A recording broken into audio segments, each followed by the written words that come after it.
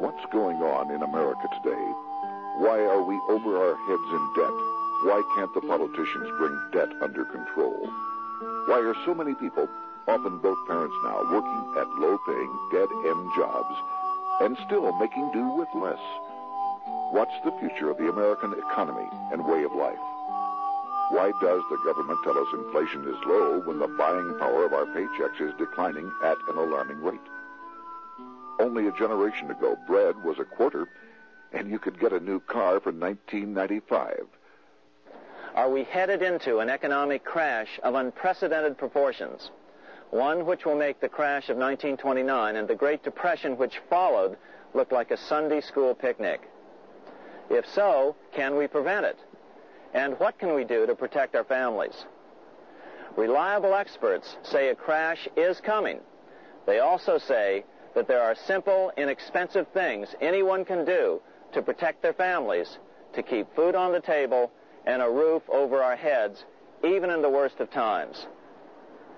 But to do that, we have to understand why the crash is coming, who's behind it, what they want, and how the perpetrators plan on protecting their families.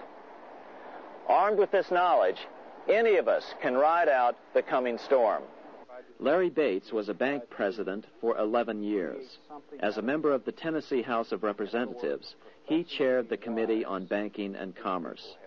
He's also a former professor of economics and the author of the best-selling book, The New Economic Disorder. I can tell you right now that there is going to be a crash of unprecedented proportions. A crash like we have never seen before in this country. The greatest shock of this decade is that more people are about to lose more money than at any time before in our history. But the second greatest shock will be the incredible amount of money just a relatively small group of people will make at exactly the same time. You see, in periods of economic upheaval, in economic crisis, wealth is not destroyed. It is merely transferred. Presidential candidate Charles Collins is a lawyer, has owned banks, and served as a bank director.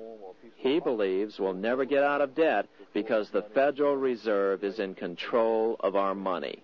Right now, it's perpetuated by the Federal Reserve, making us borrow the money from them at interest to pay the interest that's already accumulated. So we cannot get out of debt the way we're going now. Economist Henry Pasquet is a tenured instructor in economics. He agrees the end is near for the U.S. economy. Not when you're adding, roughly round terms, $1 billion a day. We just can't go on. We had less than $1 trillion of national debt in 1980. Now it's approximately $5 trillion, 5 times greater in 15 years. It doesn't take a genius to realize that this just can't go on forever. The problem is that since 1864, we've had a debt-based banking system. All our money is based on government debt. We cannot extinguish government debt without extinguishing our money supply. That's why talk of paying off the national debt without reforming our banking system is an impossibility. That's why the solution does not lie in discussing the size of the national debt. Rather, it lies in reforming our banking system. This is the Federal Reserve headquarters in Washington. It sits on this very impressive address, right on Constitution Avenue, right across from the Lincoln Memorial. But is it federal? Is it really part of the United States government? Well, what we're about to show you is that there's nothing federal about the Federal Reserve, and there are no reserves. The name is a deception created back before the Federal Reserve Act was passed in 1913 to make Americans think that America's central bank operates in the public interest. The truth is that the Federal Reserve is a private bank owned by private stockholders and run purely for their private profit. That's exactly correct. The Fed is a privately owned for-profit corporation, which, again, has no reserves, at least no reserves available to back up the Federal Reserve notes, which is our common currency. Oh, absolutely. The Federal Reserve is neither federal and has doubtful reserves. It's a private bank that is owned by member banks, And it was chartered under the guise of deceit by an act of Congress in 1913. December the 23rd, 1913, when most members of the Congress had gone home for the holidays, the House of Representatives had passed the Federal Reserve Act of 1913, but it was having difficulty in getting out of the Senate. And most people had gone home. But one of the things that I used to make sure and check is when we had a recess in legislative circles, you want to make sure that you adjourn what is called sine die, without day. The Senate had not adjourned sine die, without day. It was still technically in session, so you had 3 members of the Senate, according to the Senate Journal, were present on that day, December 23rd, 1913, and they passed the Federal Reserve Act in the Senate on a unanimous consent voice vote. There was no objection. Had there been one person there to object and say and contest the absence of a quorum, then it would not have passed. If there's still any doubt whether the Federal Reserve is a part of the U.S. government, check your local telephone book. In most cities, it is not listed in the blue government pages. It is listed in the business white pages right next to Federal Express, another private company. But more directly, U.S. courts have ruled time and time again that the Fed is a private corporation. Why can't Congress do something about the Fed? Most members of Congress just don't understand the system, and the few who do are afraid to speak up. For example, initially a veteran congressman from Chicago asked us if he could be interviewed for this video. However, both times our camera crew arrived at his office to do the interview, this was all we were able to film. The congressman never appeared, and eventually decided he no longer wanted to participate. But a few others in Congress have been bolder over the years. Here are 3 quick examples.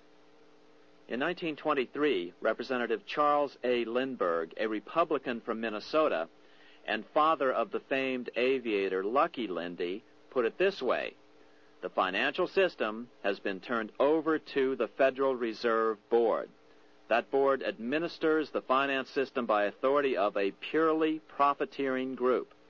The system is private, conducted for the sole purpose of obtaining the greatest possible profits from the use of other people's money. One of the most outspoken critics in Congress of the Fed was the former chairman of the House Banking and Currency Committee during the Great Depression years. Louis T. McFadden, Republican of Pennsylvania, said in 1932, "We have in this country one of the most corrupt institutions the world has ever known. I refer to the Federal Reserve Board. This evil institution has impoverished the people of the United States and has practically bankrupted our government.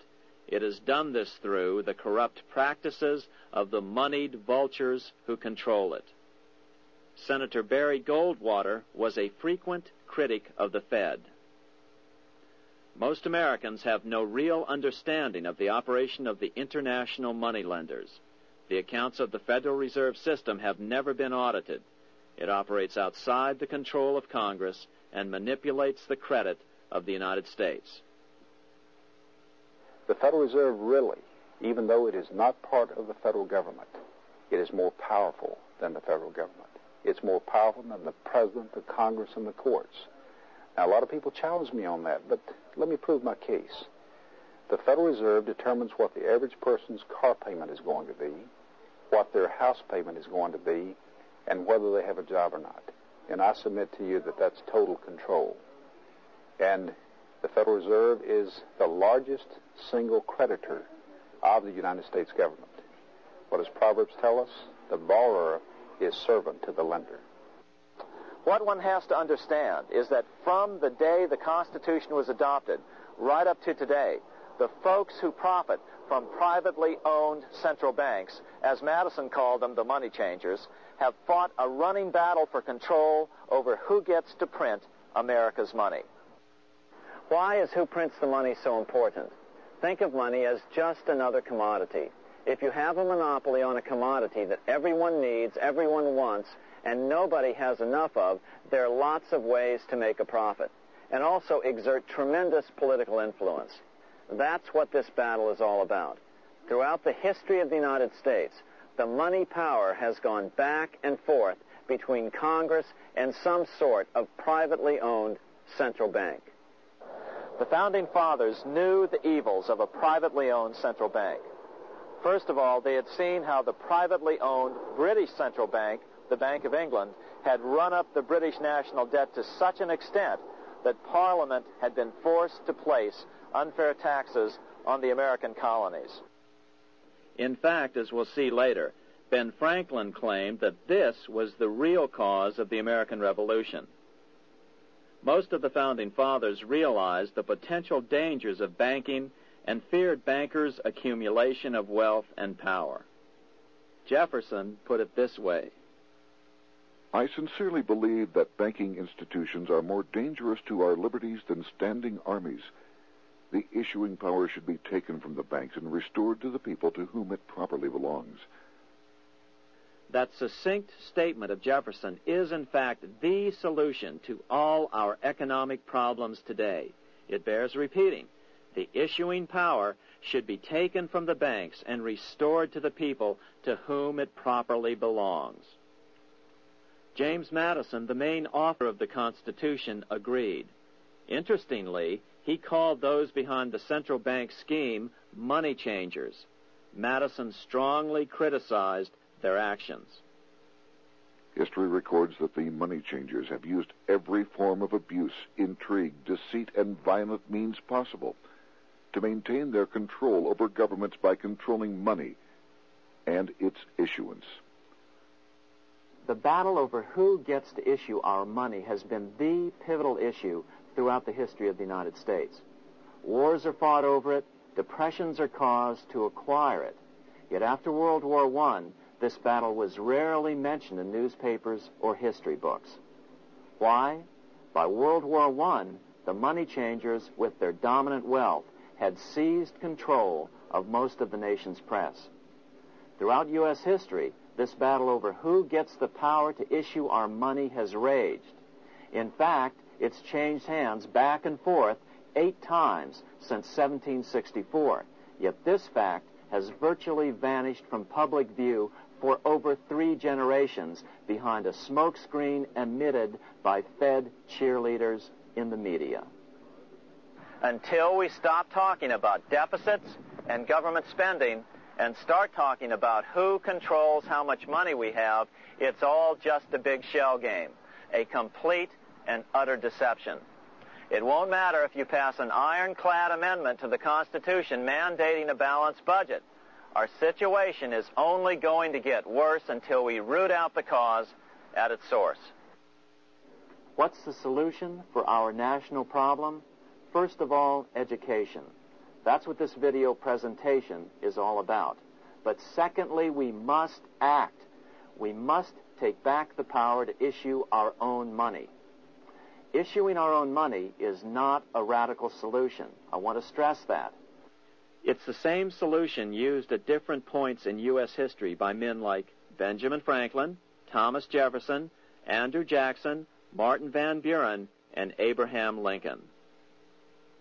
So, to sum it up, in 1913, Congress gave an independent central bank, deceptively named the Federal Reserve, a monopoly over issuing America's money, and the debt generated by this quasi-private corporation is what is killing the American economy. Though the Federal Reserve is now the most powerful central bank in the world, it was not the first. So where did this idea come from? To really understand the magnitude of the problem, we have to travel back to Europe.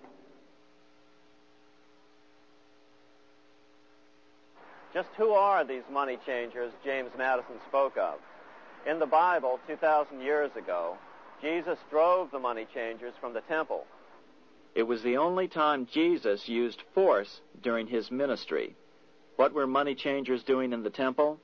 When Jews came to Jerusalem to pay their temple tax, they could only pay it with a special coin, the half shekel of the sanctuary. This was a half ounce of pure silver about this size. It was the only coin around at that time which was pure silver and of assured weight, without the image of a pagan emperor.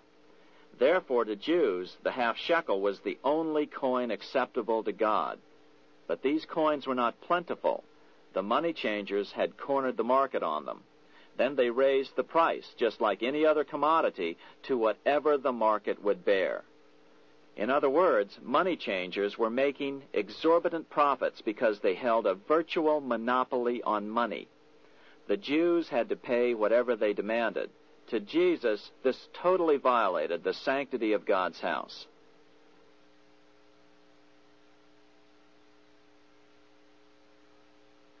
But the money-changing scam did not originate in Jesus' day. 200 years before Christ, Rome was having trouble with money changers. 2 early Roman emperors had tried to diminish the power of the money changers by reforming usury laws and limiting land ownership to 500 acres. They were both assassinated. In 48 B.C., Julius Caesar took back the power to coin money from the money changers and minted coins for the benefit of all. With this new, plentiful supply of money, he built great public works projects. By making money plentiful, Caesar won the love of the common man. But the money changers hated him. Some believe this was an important factor in Caesar's assassination. One thing is for sure, with the death of Caesar came the demise of plentiful money in Rome. Taxes increased, as did corruption. Just as in the case of America today, usury and debased coin became the rule. Eventually, the Roman money supply was reduced by 90%. As a result, the common people lost their lands and their homes, just as is about to happen soon in America. With the demise of plentiful money, the masses lost confidence in the Roman government and refused to support it. Rome plunged into the gloom of the Dark Ages.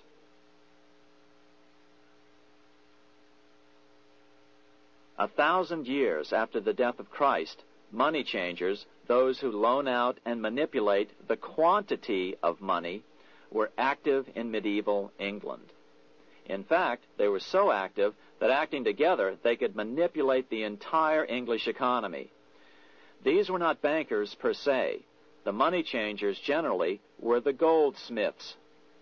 They were the first bankers because they started keeping other people's gold for safekeeping in their vaults. The first paper money was merely a receipt for gold left at the goldsmith. Paper money caught on because it was more convenient than carrying around a lot of heavy gold and silver coins. Eventually, goldsmiths noticed that only a small fraction of the depositors ever came in and demanded their gold at any one time. Goldsmiths started cheating on the system. They discovered that they could print more money than they had gold, and usually no one would be the wiser. Then they could loan out this extra money and collect interest on it. This was the birth of fractional reserve banking. That is, loaning out many times more money than you have assets on deposit. So, if $1,000 in gold were deposited with them, they could loan out about $10,000 in paper money and draw interest payments on it, and no one would ever discover the deception. By this means, goldsmiths gradually accumulated more and more wealth and used this wealth to accumulate more and more gold. Today, this practice of loaning out more money than there are reserves is known as fractional reserve banking. Every bank in the United States is allowed to loan out at least 10 times more money than they actually have. That's why they get rich on charging, let's say, 8% interest. It's not really 8% per year, which is their income. It's 80%. That's why bank buildings are always the largest in town. But does that mean that all interest or all banking should be illegal? Hardly. In the Middle Ages, canon law, the law of the Catholic Church, forbade charging interest on loans. This concept followed the teachings of Aristotle and St. Thomas Aquinas. They taught that the purpose of money was to serve the members of society, to facilitate the exchange of goods needed to lead a virtuous life. Interest, in their belief, hindered this purpose, by putting an unnecessary burden on the use of money. In other words, interest was contrary to reason and justice. Reflecting church law in the Middle Ages, Europe forbade charging interest on loans and made it a crime called usury. As commerce grew, and therefore opportunities for investment arose in the late Middle Ages, it came to be recognized that to loan money had a cost for the lender, both in risk and in lost opportunity. So some charges were allowed, but not interest per se. But all moralists, no matter what religion, condemn fraud, oppression of the poor, and injustice as clearly immoral. As we will see, fractional reserve lending is rooted in a fraud, results in widespread poverty, and reduces the value of everyone else's money. The ancient goldsmiths discovered that extra profits could be made by rowing the economy between easy money and tight money. When they made money easier to borrow, then the amount of money in circulation expanded. Money was plentiful. People took out more loans to expand their businesses. But then the money changers would tighten the money supply. They would make loans more difficult to get. What would happen? Just what happens today. A certain percentage of people could not repay their previous loans and could not take out new loans to repay the old ones. Therefore, they went bankrupt and had to sell their assets to the goldsmiths for pennies on the dollar. The same thing is still going on today. Only today, we call this rowing of the economy up and down the business cycle. Like Julius Caesar, King Henry I of England finally resolved to take the money power away from the goldsmiths about 1100 A.D. Henry could have used anything as money, seashells, feathers, or even yak dung, as is often done in remote Tibetan provinces. But he invented one of the most unusual money systems in history. It was called the tally stick system. Here I have one of the few surviving examples of this form of British money, which lasted 726 years until 1826, a tally stick. The tally system was adopted to avoid the monetary manipulation of the goldsmiths. Tally sticks were money fabricated out of sticks of polished wood. Notches were cut along one edge of the stick to indicate the denominations. Then the stick was split lengthwise through the notches so that both pieces still had a record of the notches. The king kept one half to protect against counterfeiting. Then he would spend the other half into the economy, and they would circulate as money. This particular tally stick is huge. It represented 25,000 pounds. One of the original stockholders in the Bank of England purchased his original shares with this stick. In other words, he bought shares in the world's richest and most powerful corporation with a stick of wood. It's ironic that after its formation in 1694, the Bank of England attacked the tally stick system because it was money outside the power of the money changers, just as King Henry had wanted it to be. Why do people accept sticks of wood for money? That's a great question. Throughout history, people traded anything they thought had value and used as money. You see, the secret is that money is only what people agree on to use as money. What's our paper money today? It's really just paper. But here's the trick. King Henry ordered that tally sticks had to be used to pay the king's taxes. This built-in demand for tally sticks immediately made them circulate and be accepted as money. And they worked well. In fact, no other form of money has worked so well for so long as tally sticks. Keep in mind, the British Empire was built under the tally stick system. The tally stick system succeeded despite the fact that the money changers constantly attacked it by offering the metal coin system as competition. In other words, metal coins never went completely out of circulation, but tally sticks hung on because they were good for the payment of taxes. Finally, in the 1500s, King Henry VIII relaxed the laws concerning usury, and the money changers wasted no time reasserting themselves. They quickly made their gold and silver money plentiful for a few decades. But when Queen Mary took the throne and tightened the usury laws again, the money changers renewed the hoarding of gold and silver coins, forcing the economy to plummet. When Queen Mary's sister, Queen Elizabeth I, took the throne, she was determined to regain control over English money. Her solution was to issue gold and silver coins from the public treasury and take the control over the money supply away from the money changers. Although control over money was not the only cause of the English Revolution in 1642, religious differences fueled the conflict. Monetary policy played a major role. Financed by the money changers, Oliver Cromwell finally overthrew King Charles, purged the Parliament, and put the king to death. The money changers were immediately allowed to consolidate their financial power. The result was that for the next 50 years, the money changers plunged Great Britain into a series of costly wars. They took over a square mile of property in the center of London, known as the City of London. This area today is still known as one of the 3 predominant financial centers of the world. Conflicts with the Stuart kings led the money changers in England to combine with those in the Netherlands to finance the invasion of William of Orange, who overthrew the Stuarts in 1688 and took the English throne.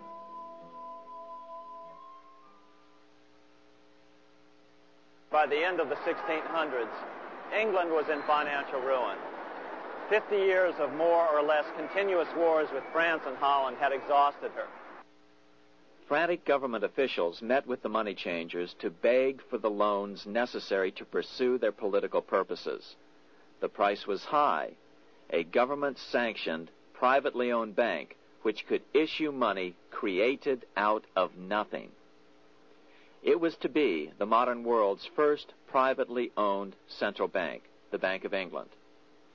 Although it was deceptively called the Bank of England to make the general population think it was part of the government, it was not. Like any other private corporation, the Bank of England sold shares to get started.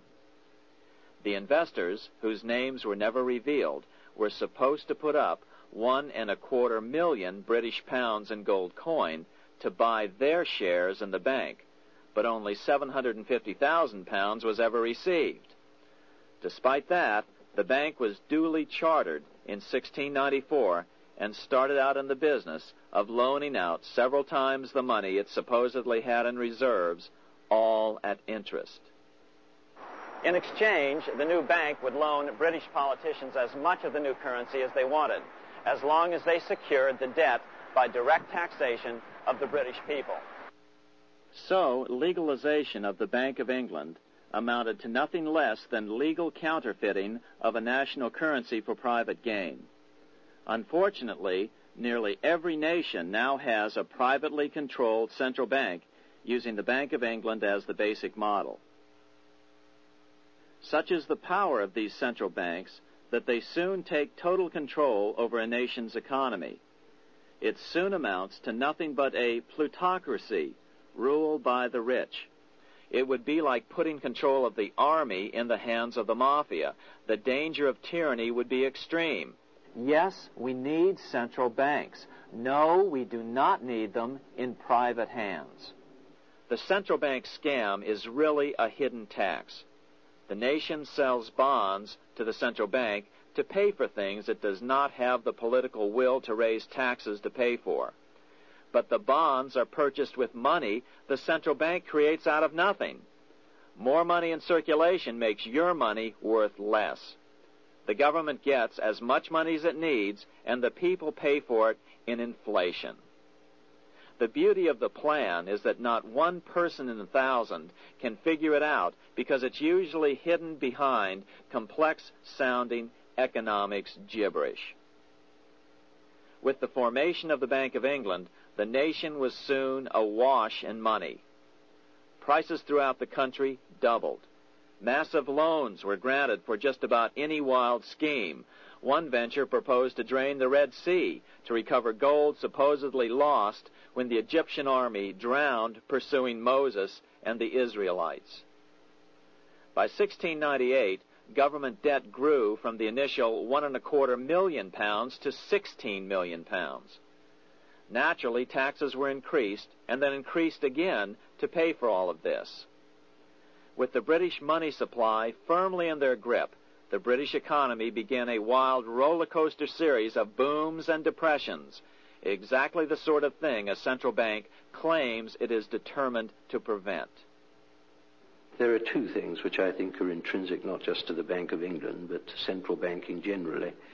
The first is an involvement in the formulation of monetary policy with the specific objective of achieving monetary stability. However, since the Bank of England took control, the British pound has rarely been stable. Now let's take a look at the role of the Rothschild family, the family said to be the wealthiest in the world.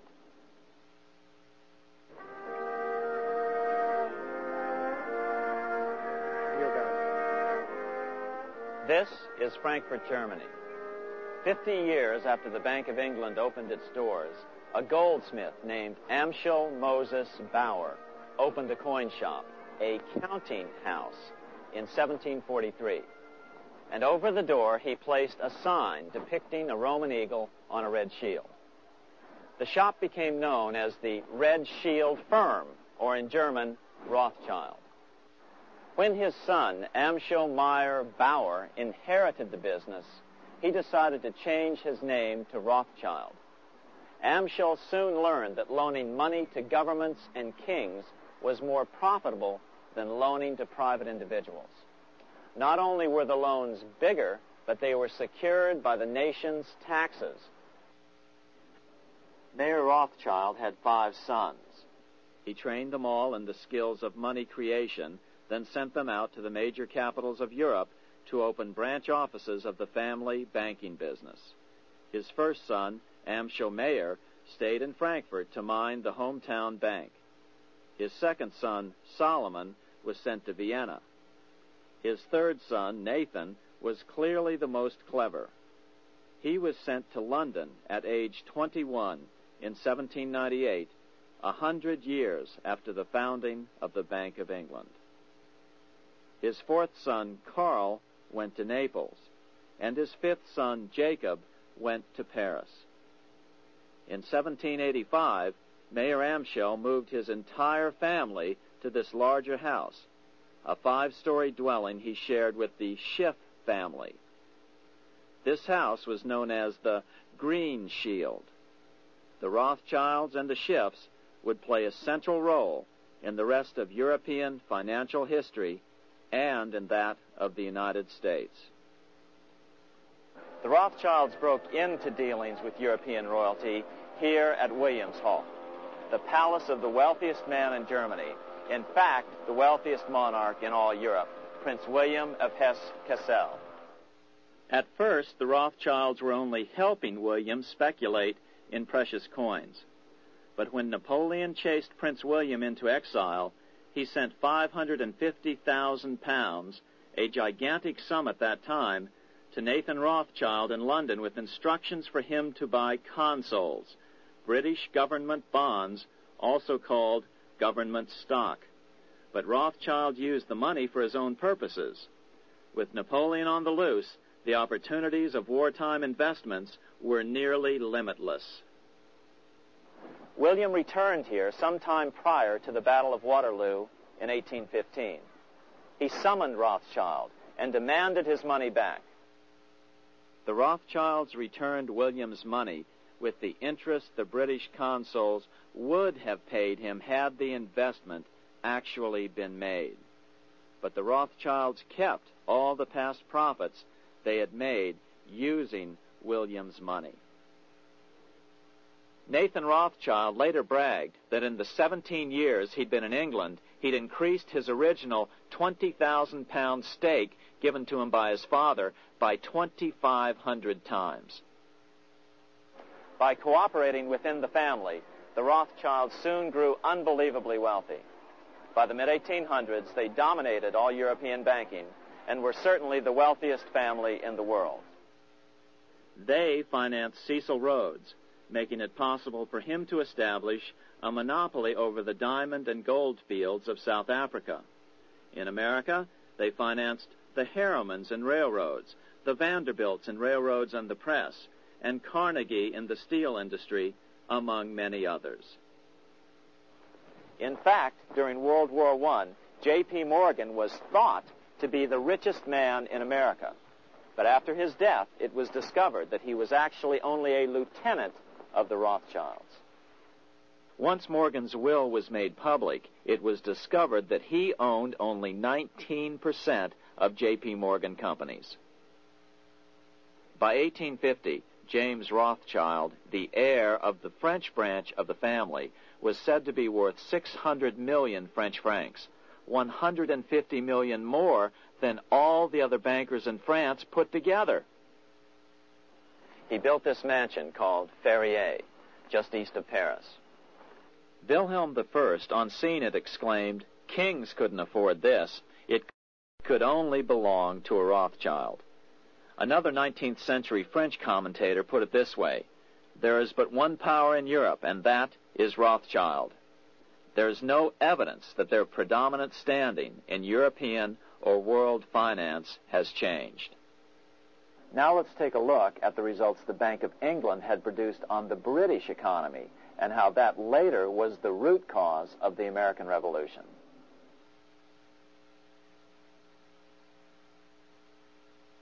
By the mid-1700s, the British Empire was nearing its height of power around the world. But Britain had fought 4 costly wars in Europe since the creation of their privately owned central bank, the Bank of England. The cost had been high. To finance these wars, the British Parliament here had borrowed heavily from the bank. By the mid-1700s, the government's debt here in Britain was £140 million, a staggering sum for those days. Consequently, the British government embarked on a program of trying to raise revenues from their American colonies in order to make their interest payments to the bank. But in America, it was a different story. The scourge of a privately owned central bank had not yet hit. This is Independence Hall in Philadelphia, where the Declaration of Independence and Constitution were signed. In the mid-1700s, pre-revolutionary America was still relatively poor. There was a severe shortage of precious metal coins to trade for goods, so the early colonists were forced to experiment with printing their own homegrown paper money. Some of these experiments were successful. Franklin was a big supporter of the colonies printing their own paper money.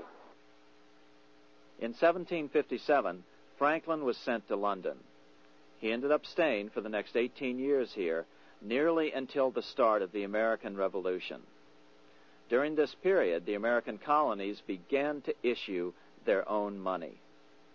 Called colonial scrip, the endeavor was very successful. It provided a reliable medium of exchange, and it also helped to provide a feeling of unity between the colonies. Remember, colonial scrip was just paper money, debt-free money, printed in the public interest, and not backed by gold or silver coin. In other words, it was a totally fiat currency. One day, officials of the Bank of England asked Franklin how he would account for the newfound prosperity of the colonies. Without hesitation, he replied, "That is simple. In the colonies, we issue our own money. It is called colonial scrip. We issue it in proper proportion to the demands of trade and industry to make the products pass easily from the producers to the consumers. In this manner, creating for ourselves our own paper money, we control its purchasing power, and we have no interest to pay to no one." This was just common sense to Franklin, but you can imagine the impact it had on the Bank of England. America had learned the secret of money, and that genie had to be returned to its bottle as soon as possible.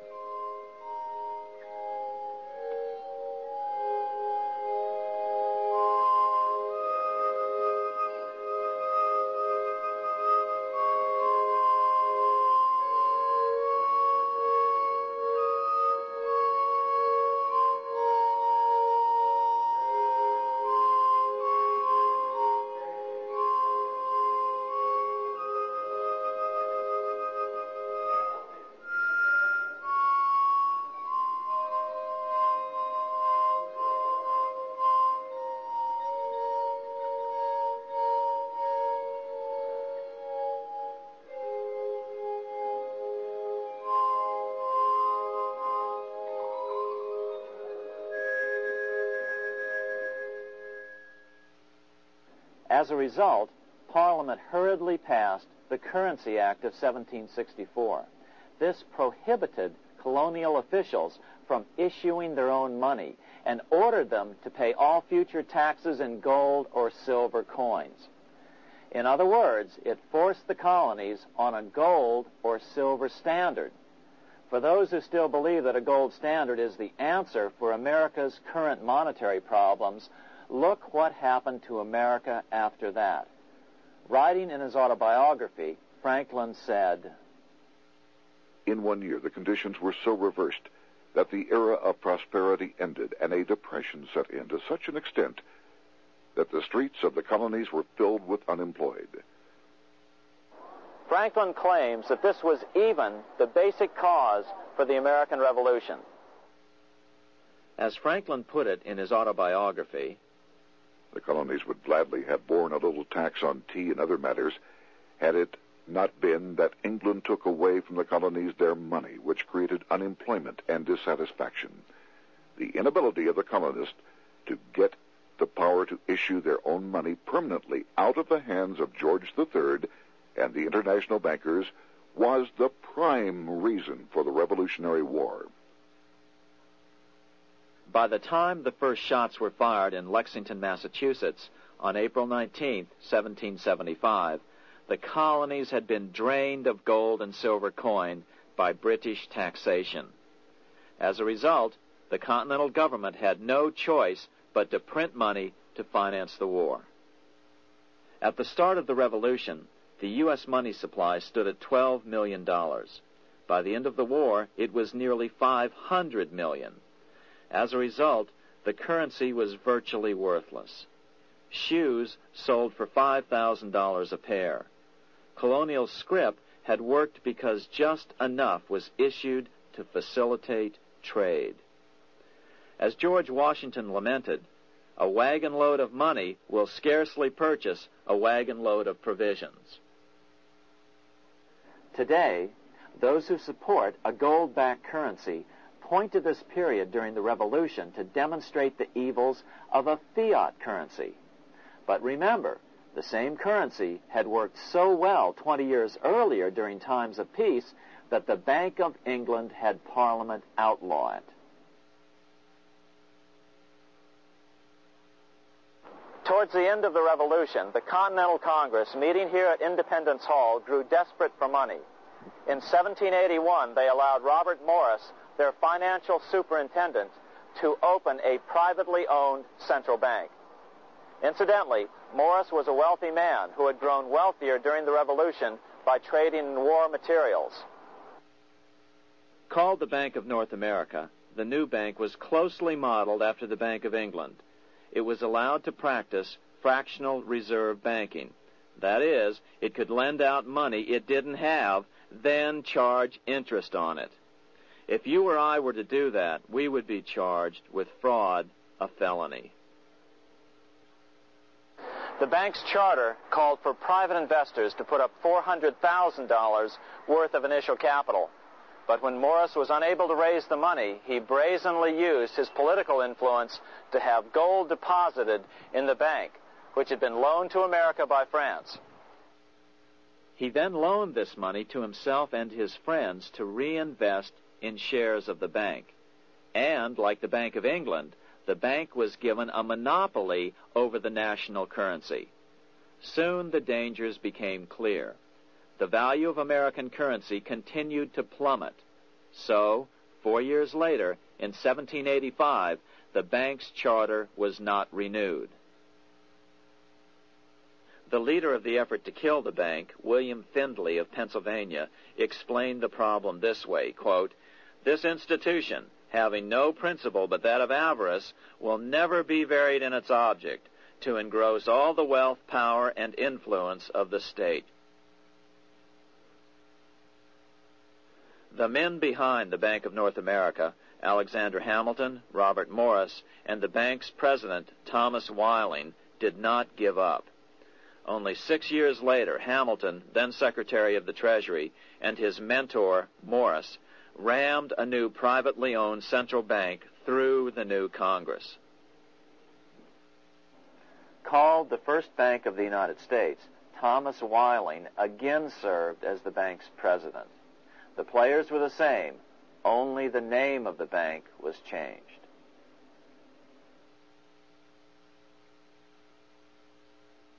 In 1787, colonial leaders assembled in Philadelphia to replace the ailing Articles of Confederation.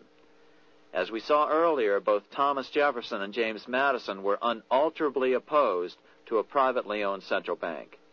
They had seen the problems caused by the Bank of England.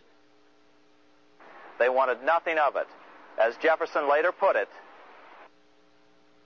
if the American people ever allow private banks to control the issue of their currency, first by inflation, then by deflation, the banks and the corporations which grow up around them will deprive the people of all property until their children wake up homeless on the continent their fathers conquered. during the debate over the future monetary system, another one of the founding fathers, Gouverneur Morris, castigated the motivations of the owners of the Bank of North America. Gouverneur Morris headed the committee that wrote the final draft of the Constitution. Morris knew the motivations of the bank well. Along with his old boss, Robert Morris, Gouverneur Morris and Alexander Hamilton were the ones who had presented the original plan for the Bank of North America to the Continental Congress in the last year of the Revolution.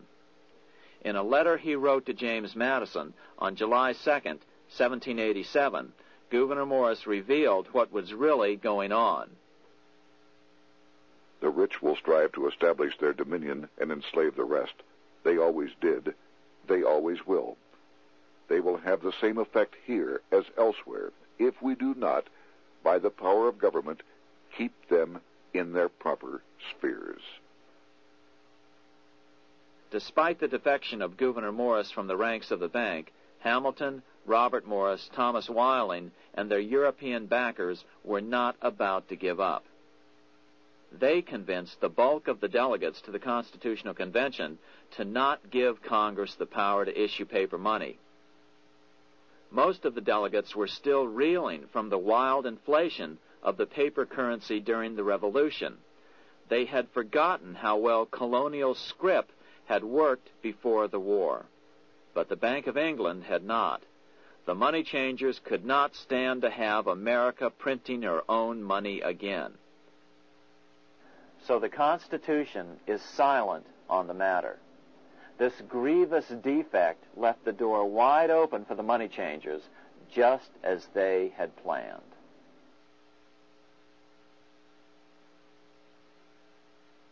In 1790, less than 3 years after the Constitution had been signed, the money changers struck again. The newly appointed first Secretary of the Treasury, Alexander Hamilton, proposed a bill to the Congress calling for a new, privately owned central bank. Coincidentally, that was the very year that Amschel Rothschild made his pronouncement from his flagship bank in Frankfurt. Let me issue and control a nation's money, and I care not who writes the laws. Alexander Hamilton was a tool of the international bankers, and he wanted to create the U.S. Bank, the BUS, or the Bank of the United States, and did so. Interestingly, one of Hamilton's first jobs after graduating from law school in 1782 was as an aide to Robert Morris, the head of the Bank of North America. In fact, the year before, Hamilton had written Morris a letter saying, "A national debt, if it is not excessive, will be to us a national blessing." A blessing to whom? After a year of intense debate, in 1791, Congress passed the bill and gave it a 20-year charter. The new bank was to be called the First Bank of the United States, or BUS. Here we are in front of the First Bank of the United States in Philadelphia. The bank was given a monopoly on printing U.S. currency, even though 80% of its stock would be held by private investors. The other 20% would be purchased by the U.S. government. But the reason was not to give the government a piece of the action. It was to provide the capital for the other 80% owners. As with the old Bank of North America and the Bank of England before that, the stockholders never paid the full amount for their shares. The U.S. government put up their initial $2 million in cash. Then the bank, through the old magic of fractional reserve lending, made loans to its charter investors so they could come up with the remaining $8 million of capital needed for this risk-free investment. Like the Bank of England, the name of the Bank of the United States was deliberately chosen to hide the fact that it was privately controlled. And like the Bank of England, the names of the investors in the bank were never revealed. Many years later, it was a common saying that the Rothschilds were the power behind the old Bank of the United States. The bank was sold to Congress as a way to bring stability to the banking system and eliminate inflation. So what happened? Over the first 5 years, the U.S. government borrowed $8.2 million from the Bank of the United States. In the same 5-year period, prices rose by 72%. Jefferson, as the new Secretary of State, watched the borrowing with sadness and frustration, unable to stop it. I wish it were possible to obtain a single amendment to our Constitution, taking from the federal government the power of borrowing. Millions of Americans feel the same way today. They watch in helpless frustration as the federal government borrows the American economy into oblivion. So, although it was called the first Bank of the United States, it was not the first attempt at a privately owned central bank in this country. As with the Bank of North America, the government put up most of the cash to get this private bank going. Then the bankers loaned the money to each other to buy the remaining stock in the bank. It was a scam, plain and simple, and they wouldn't be able to get away with it for long. But first, we have to travel back to Europe to see how a single man was able to manipulate the entire British economy by obtaining the first news of Napoleon's final defeat.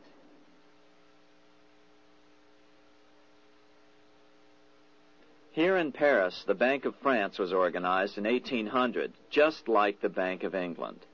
But Napoleon decided France had to break free of debt, and he never trusted the Bank of France.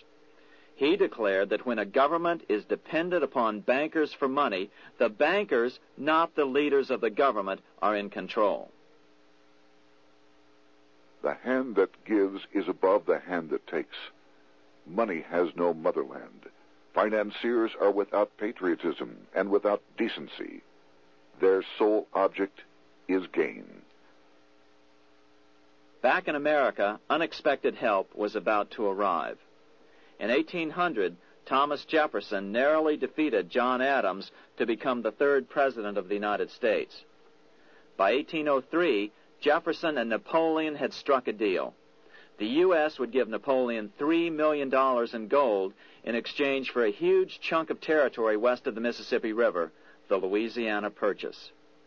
With that $3 million, Napoleon quickly forged an army and set off across Europe, conquering everything in his path. But the Bank of England quickly rose to oppose him. They financed every nation in his path, reaping the enormous profits of war.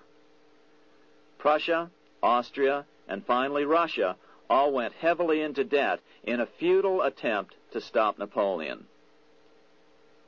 4 years later, with the main French army in Russia, 30-year-old Nathan Rothschild, the head of the London office of the Rothschild family, personally took charge of a bold plan to smuggle a much-needed shipment of gold right through France to finance an attack by the Duke of Wellington from Spain.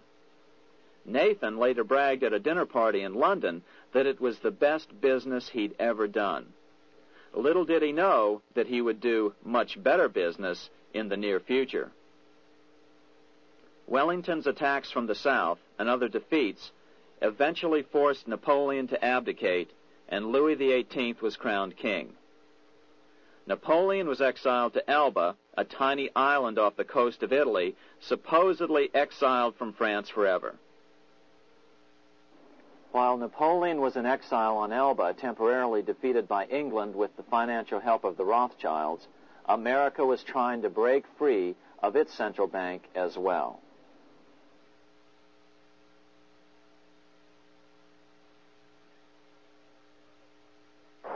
In 1811, a bill was put before Congress to renew the charter of the Bank of the United States.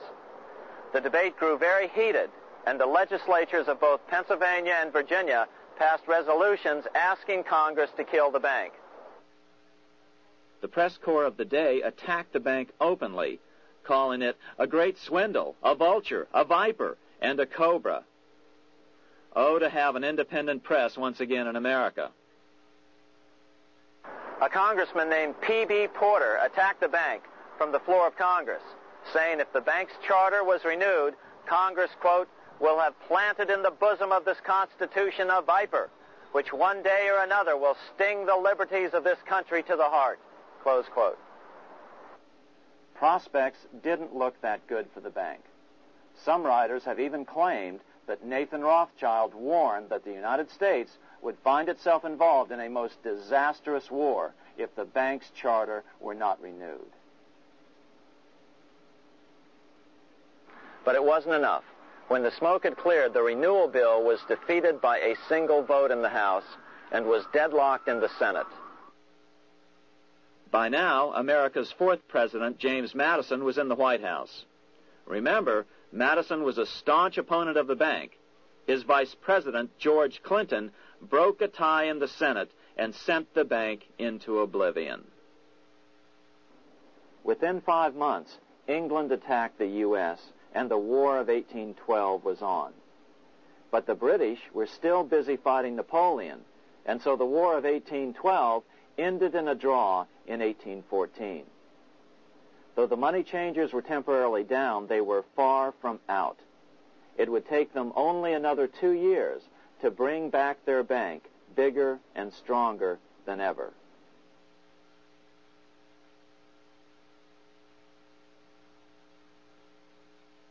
But now, let's return to Napoleon, because nothing else in history more aptly demonstrates the ingenuity of the Rothschild family than their control of the British stock market after Waterloo.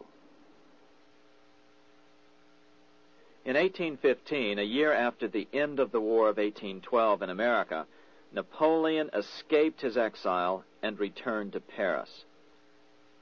French troops were sent out to capture him, but such was his charisma that the soldiers rallied around their old leader and hailed him as their emperor once again.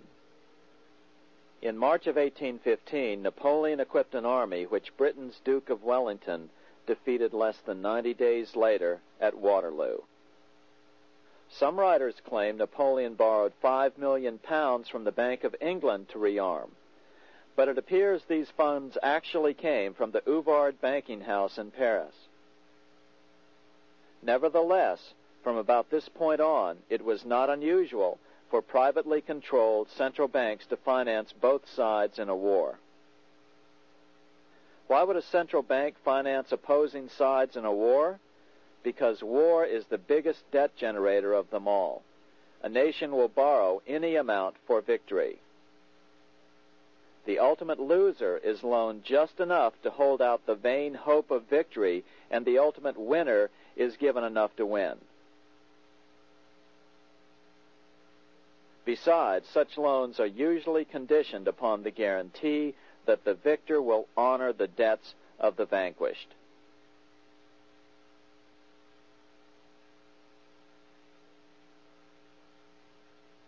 This is the Waterloo battlefield about 200 miles northeast of Paris in what today is Belgium. Here Napoleon suffered his final defeat, but not before thousands of French and Englishmen gave their lives on a steamy summer day in July of 1815. Right over there, on June 18, 1815, 74,000 French troops met 67,000 troops from Britain and other European nations. The outcome was certainly in doubt. In fact, had Napoleon attacked a few hours earlier, he would probably have won the battle. But no matter who won or lost, back in London, Nathan Rothschild planned to use the opportunity to try to seize control over the British stock and bond market and possibly even the Bank of England. Rothschild stationed a trusted agent, a man named Rothworth, on the north side of the battlefield, closer to the English Channel. Once the battle had been decided, Rothworth took off for the Channel. He delivered the news to Nathan Rothschild a full 24 hours before Wellington's own courier. Rothschild hurried to the stock market and took up his usual position in front of an ancient pillar. All eyes were on him.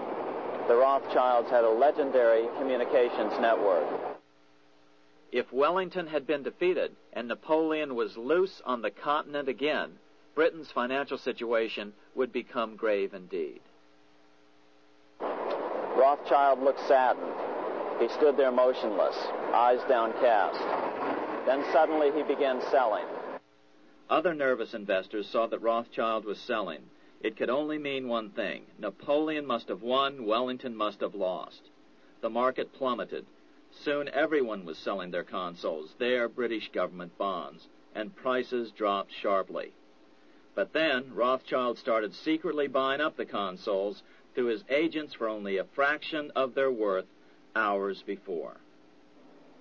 Myths, legends, you say? 100 years later, the New York Times ran a story which said that Nathan's grandson had attempted to secure a court order to suppress a book with this stock market story in it. The Rothschild family claimed the story was untrue and libelous, but the court denied the Rothschilds' request and ordered the family to pay all court costs. What's even more interesting about this story is that some authors claim that the day after the Battle of Waterloo, in a matter of hours, Nathan Rothschild came to dominate not only the bond market, but the Bank of England as well.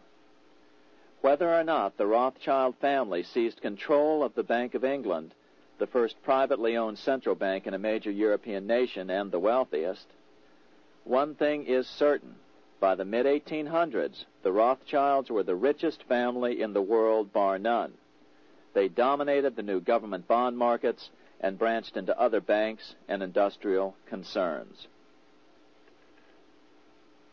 In fact, the rest of the 19th century was known as the Age of the Rothschilds. Despite this overwhelming wealth, the family has generally cultivated an aura of invisibility. Although the family controls scores of industrial, commercial, mining, and tourist corporations, only a handful bear the Rothschild name. By the end of the 19th century, one expert estimated that the Rothschild family controlled half the wealth of the world. Whatever the extent of their vast wealth, it is reasonable to assume that their percentage of the world's wealth has increased since then. But since the turn of the century, the Rothschilds have cultivated the notion that their power has somehow waned even as their wealth increases.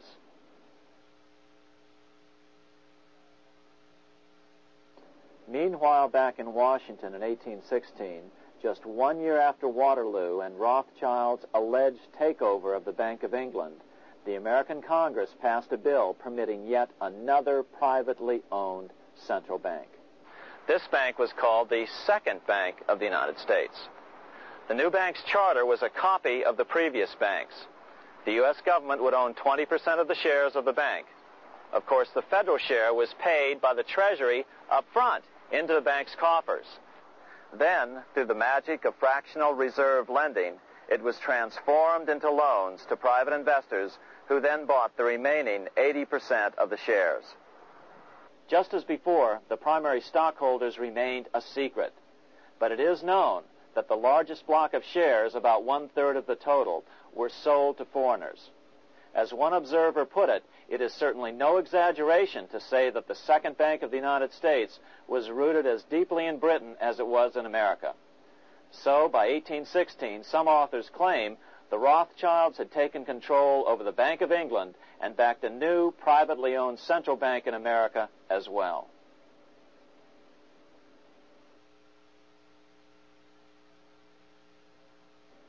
After 12 years of manipulations of the U.S. economy on the part of the Second Bank of the U.S., the American people had had just about enough. Opponents of the bank nominated a dignified senator from Tennessee, Andrew Jackson, the hero of the Battle of New Orleans, to run for president. This is his home, the Hermitage. No one gave Jackson a chance initially. The bank had long ago learned how the political process could be controlled with money. To the surprise and dismay of the money changers, Jackson was swept into office in 1828. Jackson was determined to kill the bank at the first opportunity and wasted no time in trying to do so. But the bank's 20-year charter didn't come up for renewal until 1836, the last year of his second term, if he could survive that long. During his first term, Jackson contented himself with rooting out the bank's many minions from government service. He fired 2,000 of the 11,000 employees of the federal government. In 1832, with his re-election approaching, the bank struck an early blow, hoping Jackson would not want to stir up controversy. They asked Congress to pass a renewal bill 4 years early. Naturally, Congress complied, then sent it to the president for signing. But Jackson weighed in with both feet. Old Hickory, never a coward, vetoed the bill. His veto message is one of the great American documents. It clearly lays out the responsibility of the American government towards its citizens, rich and poor. It is not our own citizens only who are to receive the bounty of our government. More than 8 millions of the stock of this bank are held by foreigners. Is there no danger to our liberty and independence in a bank that in its nature has so little to bind it to our country? Controlling our currency, receiving our public monies, and holding thousands of our citizens' independence would be more formidable and dangerous than a military power of the enemy. If government would confine itself to equal protection and, as heaven does its rains, shower its favor alike on the high and the low, the rich and the poor, it would be an unqualified blessing. In the act before me, there seems to be a wide and unnecessary departure from these just principles. Later that year, in July 1832, Congress was unable to override Jackson's veto. Now Jackson had to stand for re-election. Jackson took his argument directly to the people. For the first time in U.S. history, Jackson took his presidential campaign on the road. Before then, presidential candidates stayed at home and looked presidential. His campaign slogan was Jackson and no bank. The National Republican Party ran Senator Henry Clay against Jackson. Despite the fact that the bankers poured over $3 million into Clay's campaign, Jackson was reelected by a landslide in November of 1832. Despite his presidential victory, Jackson knew the battle was only beginning. The hydra of corruption is only scotched, not dead, said the newly elected president. Jackson ordered his new Secretary of Treasury, Lewis McLean, to start removing the government's deposits from the second bank and start placing them in state banks. But McLean refused to do so. Jackson fired him and appointed William J. Duane as the new Secretary of the Treasury. Duane also refused to comply with the president's requests, and so Jackson fired him as well and then appointed Roger B. Taney to the office. Taney did withdraw government funds from the bank starting on October 1st, 1833. Jackson was jubilant. "I have it chained. I'm ready with screws to draw every tooth and then the stumps." But the bank was not yet done fighting. Its head, Nicholas Biddle, used his influence to get the Senate to reject Taney's nomination. Then, in a rare show of arrogance, Biddle threatened to cause a depression if the bank was not rechartered. This worthy president thinks that because he has scalped Indians and imprisoned judges, he is to have his way with the bank. He is mistaken. Next, in an unbelievable fit of honesty for a central banker, Biddle admitted that the bank was going to make money scarce to force Congress to restore the bank. nothing but widespread suffering will produce any effect on Congress. Our only safety is in pursuing a steady course of firm restriction, and I have no doubt that such a course will ultimately lead to restoration of the currency and the recharter of the bank. What a stunning revelation. Here was the pure truth, revealed with shocking clarity. Biddle intended to use the money contraction power of the bank to cause a massive depression until America gave in. Unfortunately, this has happened time and time again throughout U.S. history and is about to happen again in today's world. Nicholas Biddle made good on his threat. The bank sharply contracted the money supply by calling in old loans and refusing to extend new ones. A financial panic ensued, followed by a deep depression. Naturally, Biddle blamed Jackson for the crash, saying that it was caused by the withdrawal of federal funds from the bank. Unfortunately, his plan worked well. Wages and prices sagged. Unemployment soared along with business bankruptcies. The nation quickly went into an uproar. Newspaper editors blasted Jackson in editorials.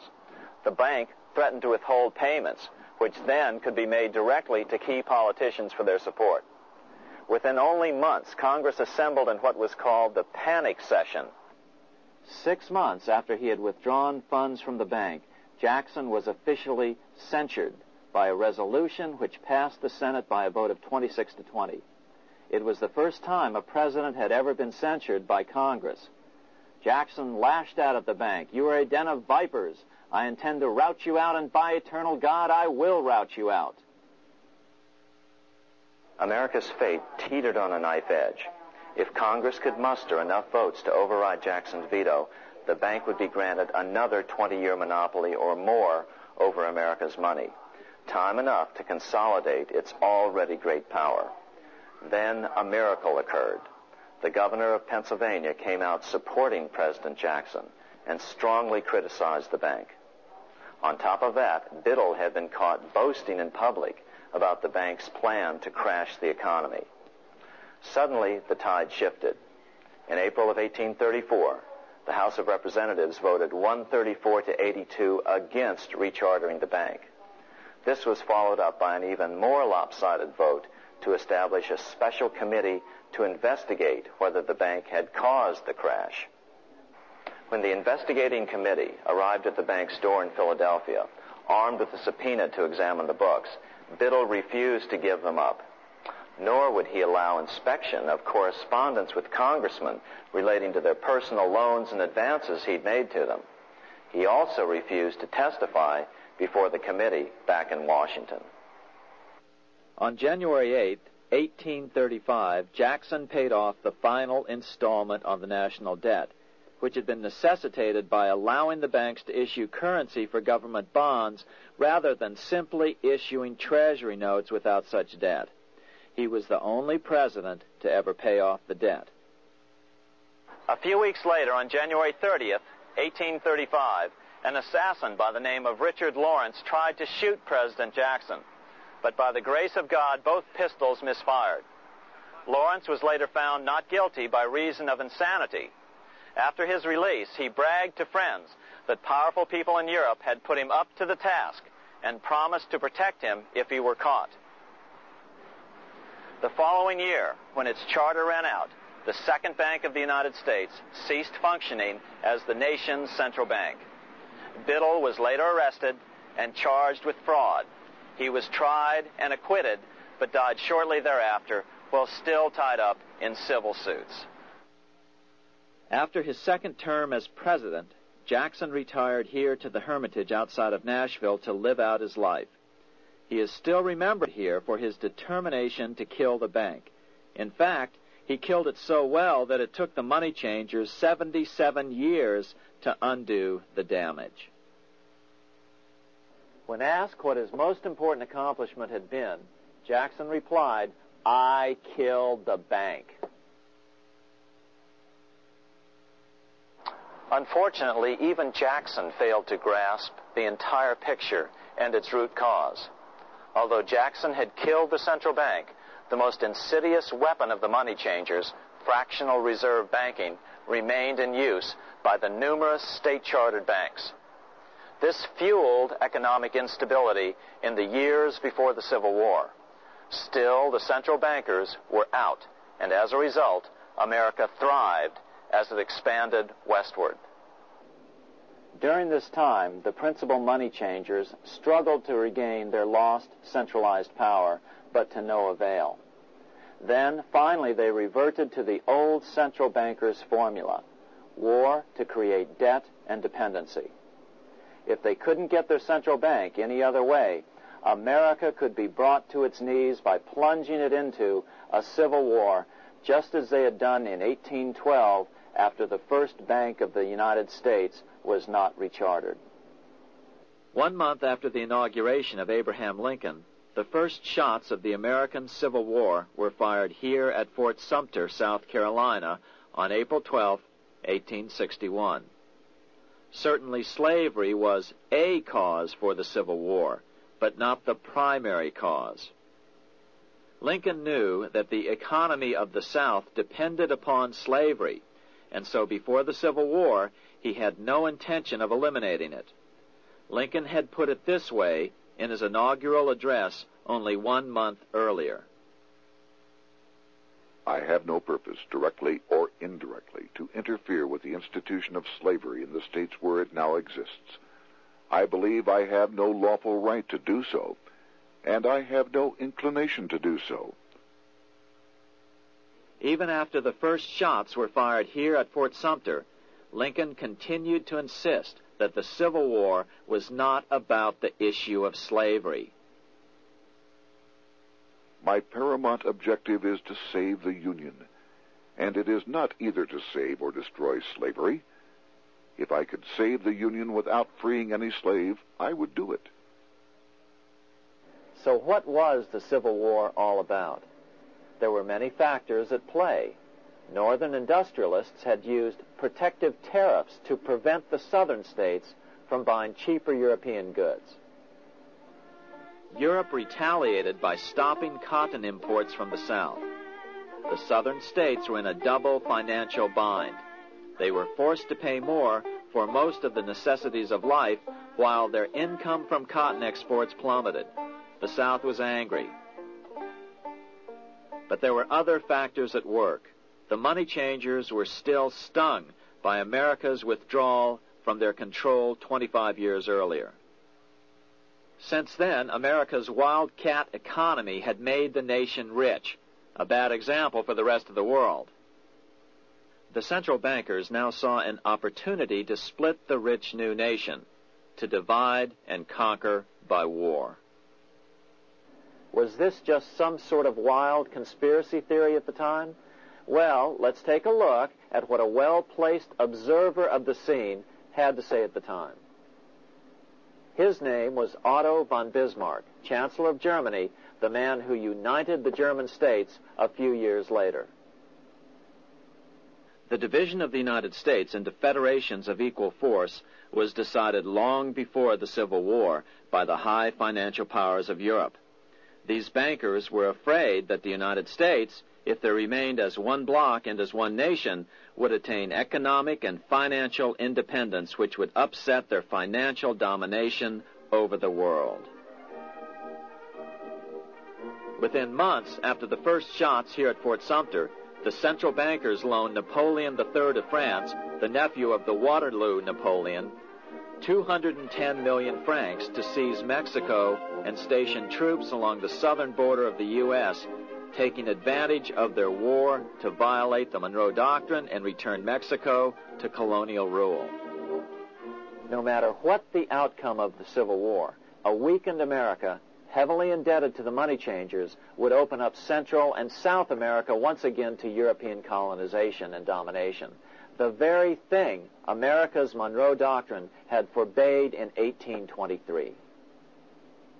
At the same time, Great Britain moved 11,000 troops into Canada and positioned them menacingly along America's northern border. The British fleet went to war alert should their quick intervention be called for. Lincoln knew he was in a double bind. That's why he agonized over the fate of the Union. There was a lot more to it than just differences between the North and the South. That's why his emphasis was always on union and not merely the defeat of the South. But Lincoln needed money to win. In 1861, Lincoln and his Secretary of Treasury, Salmon P. Chase, went to New York to apply for the necessary loans. The money changers, anxious to see the Union fail, offered loans at 24 to 36% interest. Lincoln said thanks, but no thanks, and returned to Washington. Lincoln sent for an old friend, Colonel Dick Taylor of Chicago, and put him on the problem of financing the war. During one meeting, Lincoln asked Taylor what he'd discovered. Taylor put it this way. Why, Lincoln, that is easy. Just get Congress to pass a bill authorizing the printing of full legal tender Treasury notes, and pay your soldiers with them, and go ahead and win your war with them also. When Lincoln asked if the people of the United States would accept the notes, Taylor said, "The people, or anyone else, will not have any choice in the matter if you make them full legal tender. They will have the full sanction of the government and be just as good as any money, as Congress is given that express right by the Constitution." So that's exactly what Lincoln did. In 1862-63, he printed up $450 million worth of the new bills. In order to distinguish them from other banknotes in circulation, he printed them in green ink on the back side. That's why the notes were called greenbacks. With this new money, Lincoln paid the troops and bought their supplies. During the course of the war, nearly $450 million worth of greenbacks were printed at no interest to the federal government. Lincoln understood who was really pulling the strings and what was at stake for the American people. This is how he explained his rationale.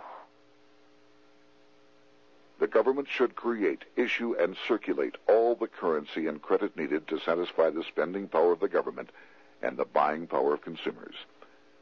The privilege of creating and issuing money is not only the supreme prerogative of government, but it is the government's greatest creative opportunity. By the adoption of these principles, the taxpayers will be saved immense sums of interest. Money will cease to be master and become the servant of humanity. A truly incredible editorial in the London Times explained the central banker's attitude to greenbacks. If this mischievous financial policy, which has its origins in North America, shall become indurated down to a fixture, then that government will furnish its own money without cost. It will pay off debts and be without debt. It will have all the money necessary to carry on its commerce. It will become prosperous without precedent in the history of the world. The brains and wealth of all countries will go to North America. That country must be destroyed, or it will destroy every monarchy. The scheme was effective, so effective that the next year, 1863, with Federal and Confederate troops beginning to mass for the decisive battle of the Civil War, and the Treasury in need of further congressional authority to issue more greenbacks, Lincoln allowed the bankers to push through the National Bank Act. These new national banks would operate under a virtual tax-free status and collectively had the exclusive monopoly power to create the new form of money, banknotes. Though greenbacks continued to circulate, their numbers were not increased. But most importantly, from this point on, the entire U.S. money supply would be created out of debt by bankers buying U.S. government bonds and issuing them for reserves for banknotes. As historian John Kenneth Galbraith explained it, In the war, the federal government ran a heavy surplus. It could not, however, pay off its debt, retire its securities, because to do so meant there would be no bonds to back the national banknotes. To pay off the debt was to destroy the money supply. Later in 1863, Lincoln got some unexpected help from Tsar Alexander II of Russia. The Tsar, like Bismarck in Germany, knew what the international money changers were up to and had steadfastly refused to let them set up a central bank in Russia. If America survived and was able to remain out of their clutches, the Tsar's position would remain secure. If the bankers were successful at dividing America and giving the pieces back to Great Britain and France, both nations under control of their central banks, eventually they would threaten Russia again. So the Tsar gave orders that if either England or France actively intervened and gave aid to the South, Russia would consider such action as a declaration of war. He did the same with part of his Pacific Fleet and sent them to port in San Francisco. Lincoln was reelected the next year, 1864. Had he lived, he would surely have killed the National Bank's money monopoly extracted from him during the war. On November 21st, 1864, he wrote a friend the following. The money power preys upon the nation in times of peace and conspires against it in times of adversity. It is more despotic than monarchy, more insolent than autocracy, more selfish than bureaucracy. Shortly before Lincoln was murdered, his former Secretary of Treasury, Salmon P. Chase, bemoaned his role in helping secure the passage of the National Banking Act only 1 year earlier. My agency in promoting the passage of the National Banking Act was the greatest financial mistake in my life. It has built up a monopoly which affects every interest in the country. On April 14, 1865, 41 days after his second inauguration and just 5 days after Lee surrendered to Grant at Appomattox, Lincoln was shot by John Wilkes Booth at Ford's Theater. Bismarck, Chancellor of Germany, lamented the death of Abraham Lincoln. The death of Lincoln was a disaster for Christendom. There was no man in the United States great enough to wear his boots. I fear that foreign bankers, with their craftiness and torturous tricks, will entirely corrupt the exuberant riches of America and use it systematically to corrupt modern civilization. They will not hesitate to plunge the whole of Christendom into wars and chaos in order that the earth should become their inheritance. Bismarck well understood the money changers' plan. Allegations that international bankers were responsible for Lincoln's assassination surfaced in Canada 70 years later in 1934. Gerald G. McGeer, a popular and well-respected Canadian attorney, revealed this stunning charge in a 5-hour speech before the Canadian House of Commons, blasting Canada's debt-based money system. Remember, it was 1934, the height of the Great Depression, which was ravaging Canada as well. McGeer had obtained evidence deleted from the public record, provided to him by Secret Service agents at the trial of John Wilkes Booth after Booth's death. McGeer said it showed that Booth was a mercenary working for the international bankers. According to an article in the Vancouver Sun of May 2nd, 1934, Abraham Lincoln, the martyred emancipator of the slaves, was assassinated through the machinations of a group representative of the international bankers who feared the United States President's national credit ambitions. There was only one group in the world at that time who had any reason to desire the death of Lincoln. They were the men opposed to his national currency program and who had fought him throughout the whole Civil War on his policy of greenback currency. Interestingly, McGeer claimed that Lincoln was assassinated not only because international bankers wanted to reestablish a central bank in America, but because they also wanted to base America's currency on gold. Gold they controlled. In other words, put America on a gold standard.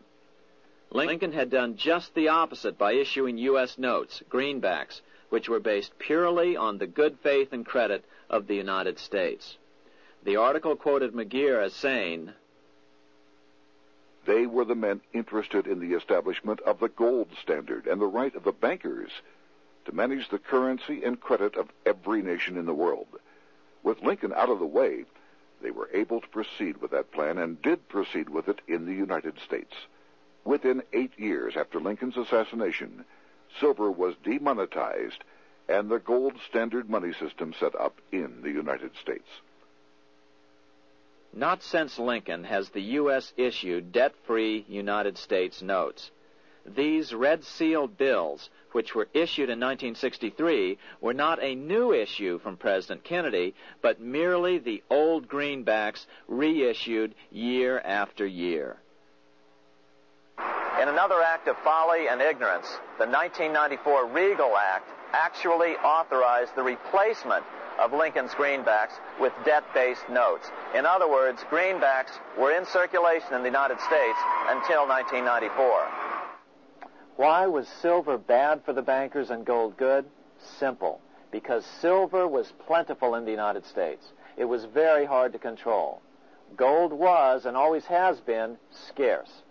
Throughout history, it has been relatively easy to monopolize gold, but silver has historically been 15 times more plentiful.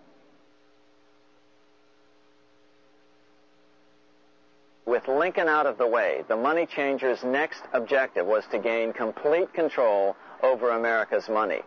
This was no easy task. With the opening of the American West, silver had been discovered in huge quantities. On top of that, Lincoln's greenbacks were generally popular.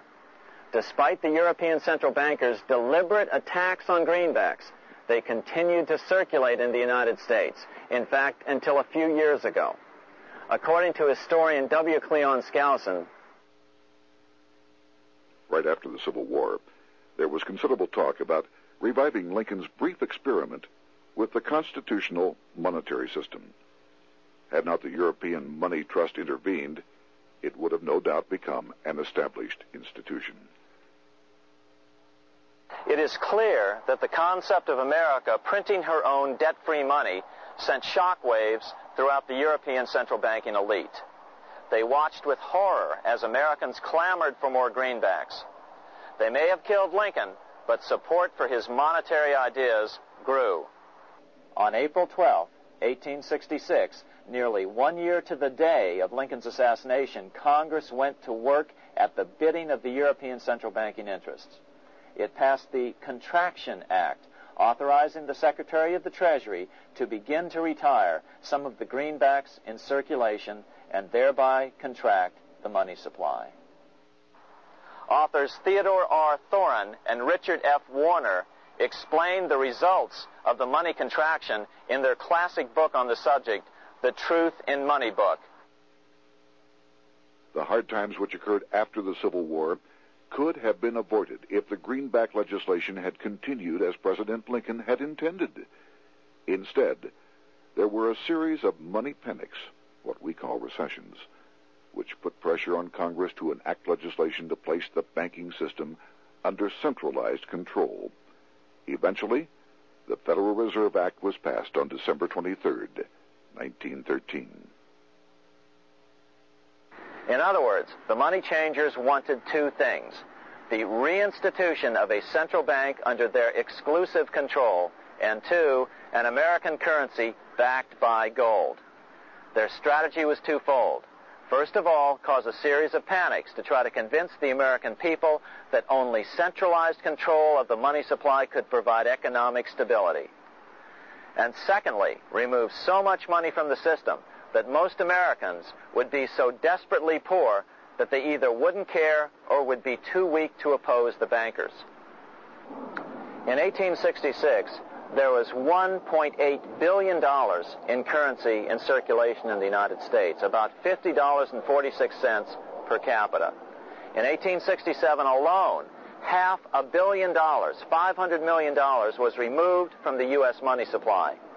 10 years later, in 1876, America's money supply was reduced to only $600 million.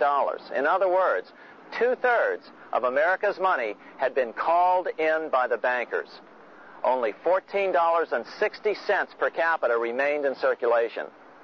10 years later, the money supply had been reduced to only $400 million, even though the population had boomed. The result was that only $6.67 per capita remained in circulation, a 760% loss in buying power over 20 years. Today, economists try to sell the idea that recessions and depressions are a natural part of something they call the business cycle.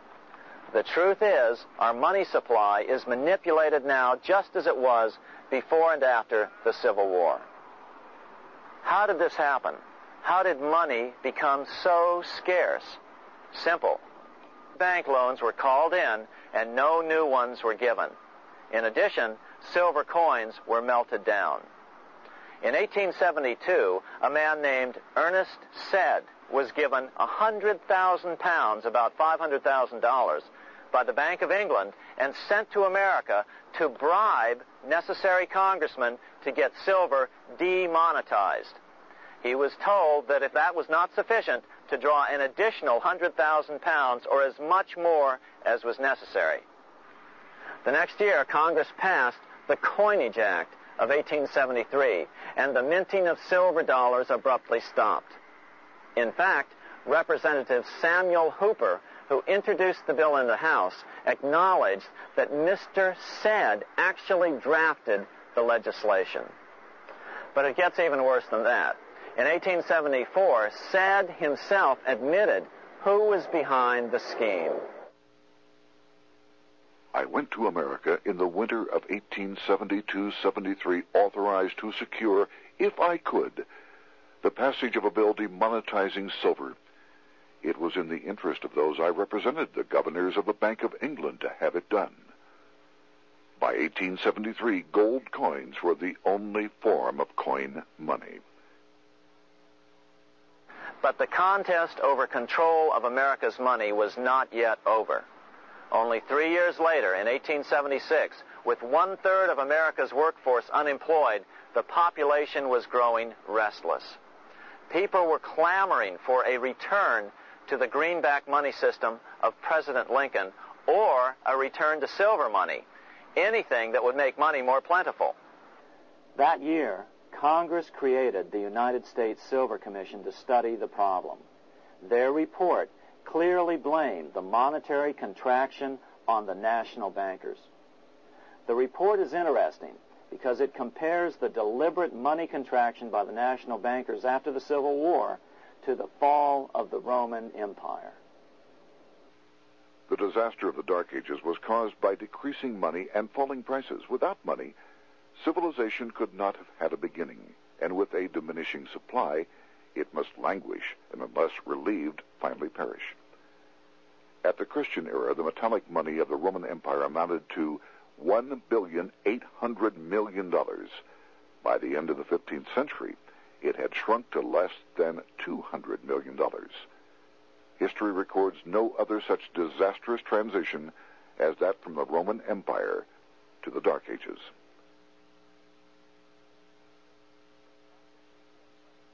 Despite this report by the Silver Commission, Congress took no action. The next year, 1877, riots broke out from Pittsburgh to Chicago. The torches of starving vandals lit up the sky. The bankers huddled to decide what to do.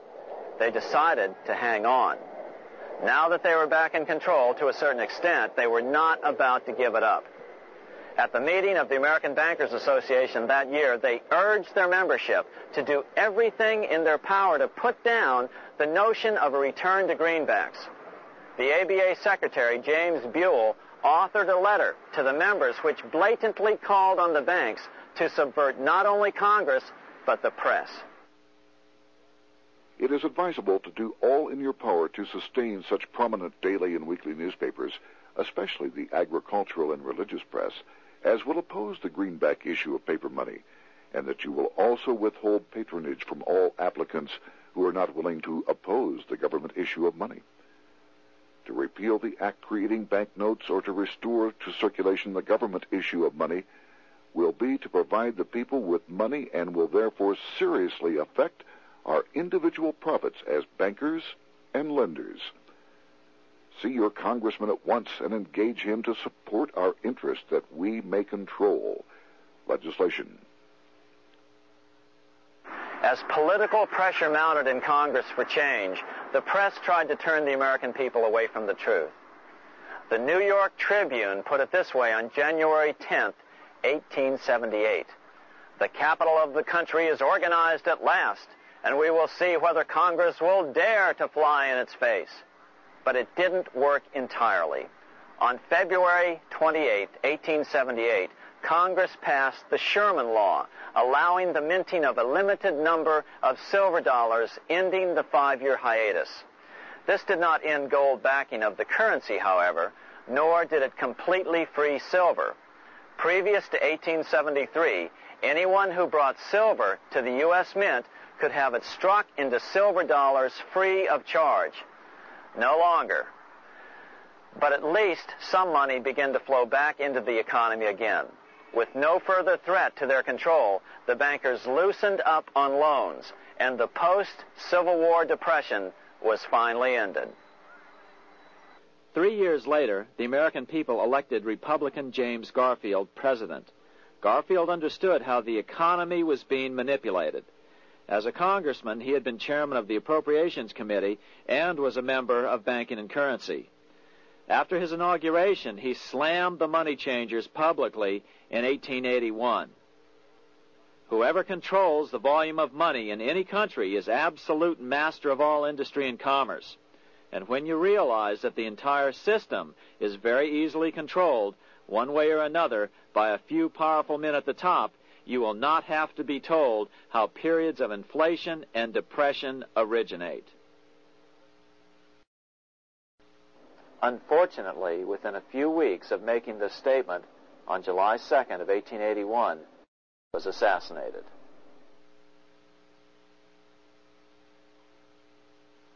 The money changers were gathering strength fast. They began a periodic fleecing of the flock, as they called it, by creating economic booms followed by further depressions so they could buy up thousands of homes and farms for pennies on the dollar.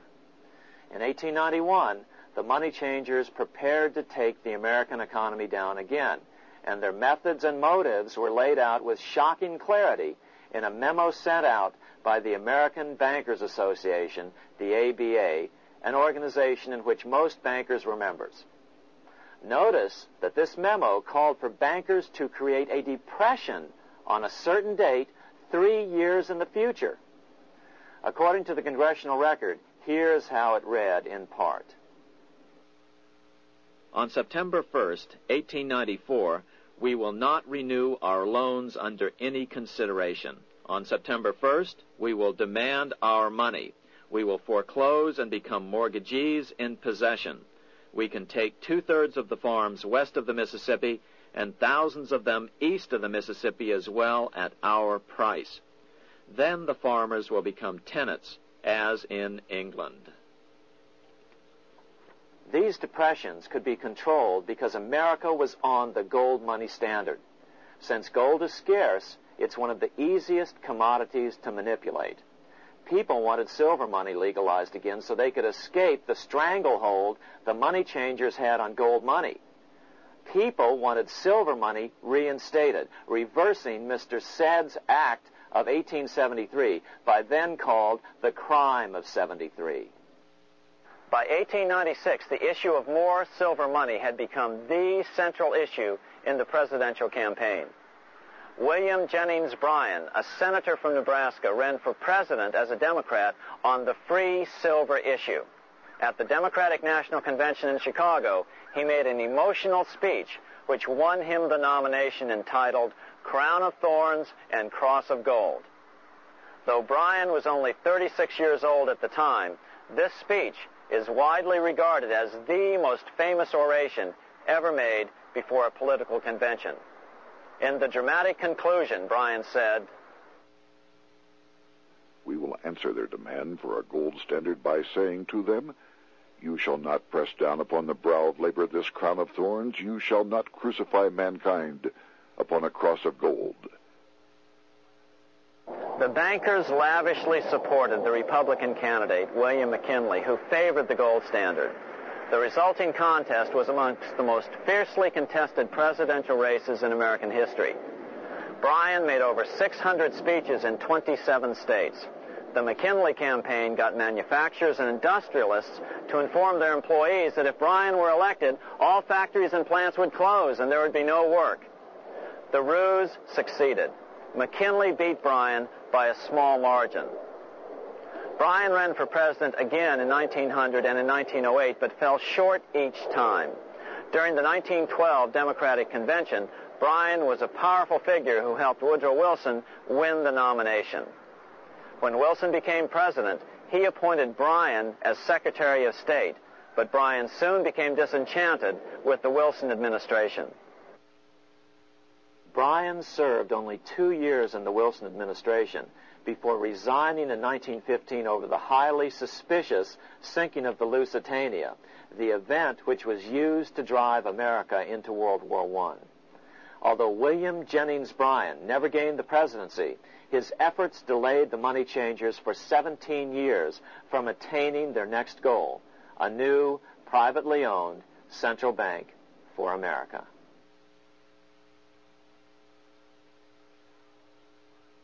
Now it was time for the money changers to get back to the business of a new private central bank for America. During the early 1900s, men like J.P. Morgan led the charge.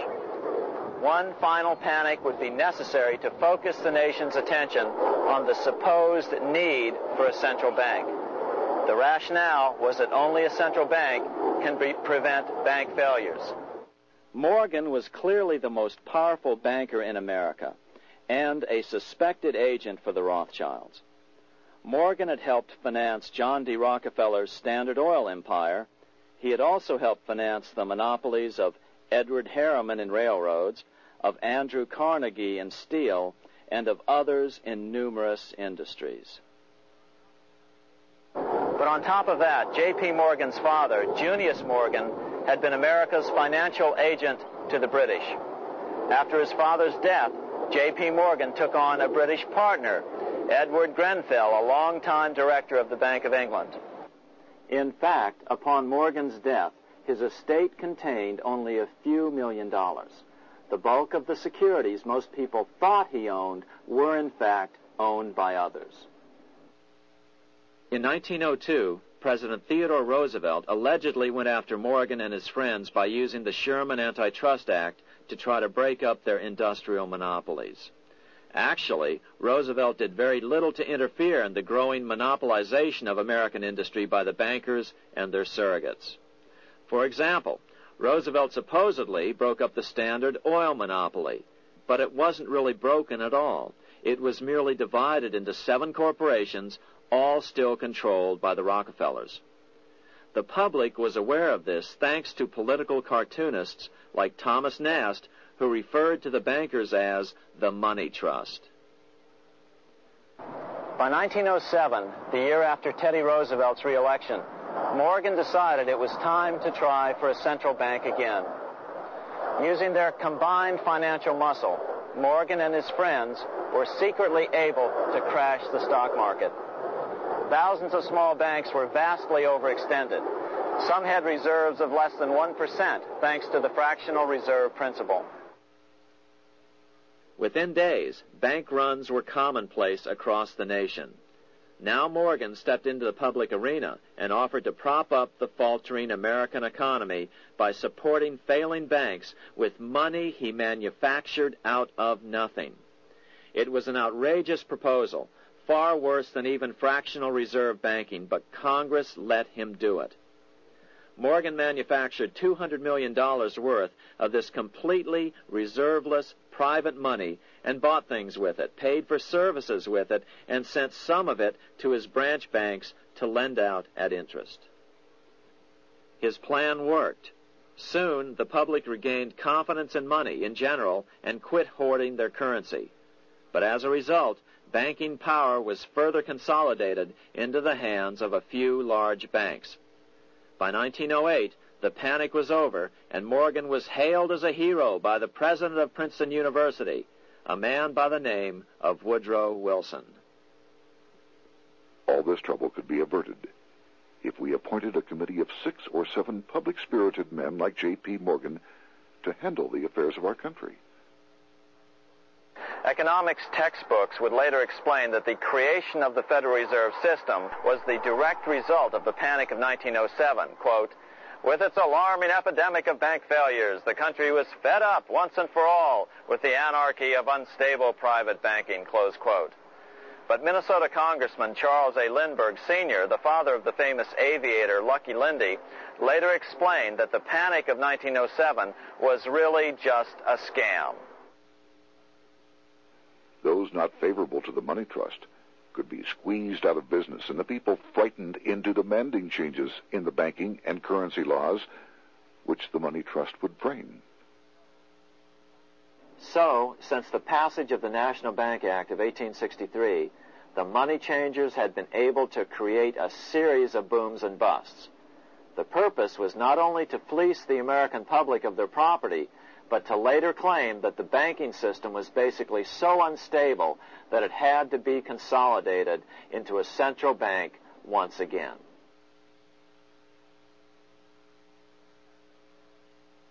After the crash, Teddy Roosevelt, in response to the panic of 1907, signed into law a bill creating something called the National Monetary Commission. The commission was to study the banking problem and make recommendations to Congress. Of course, the commission was packed with Morgan's friends and cronies. The chairman was a man named Senator Nelson Aldrich from Rhode Island. Aldrich represented the Newport, Rhode Island homes of America's richest banking families.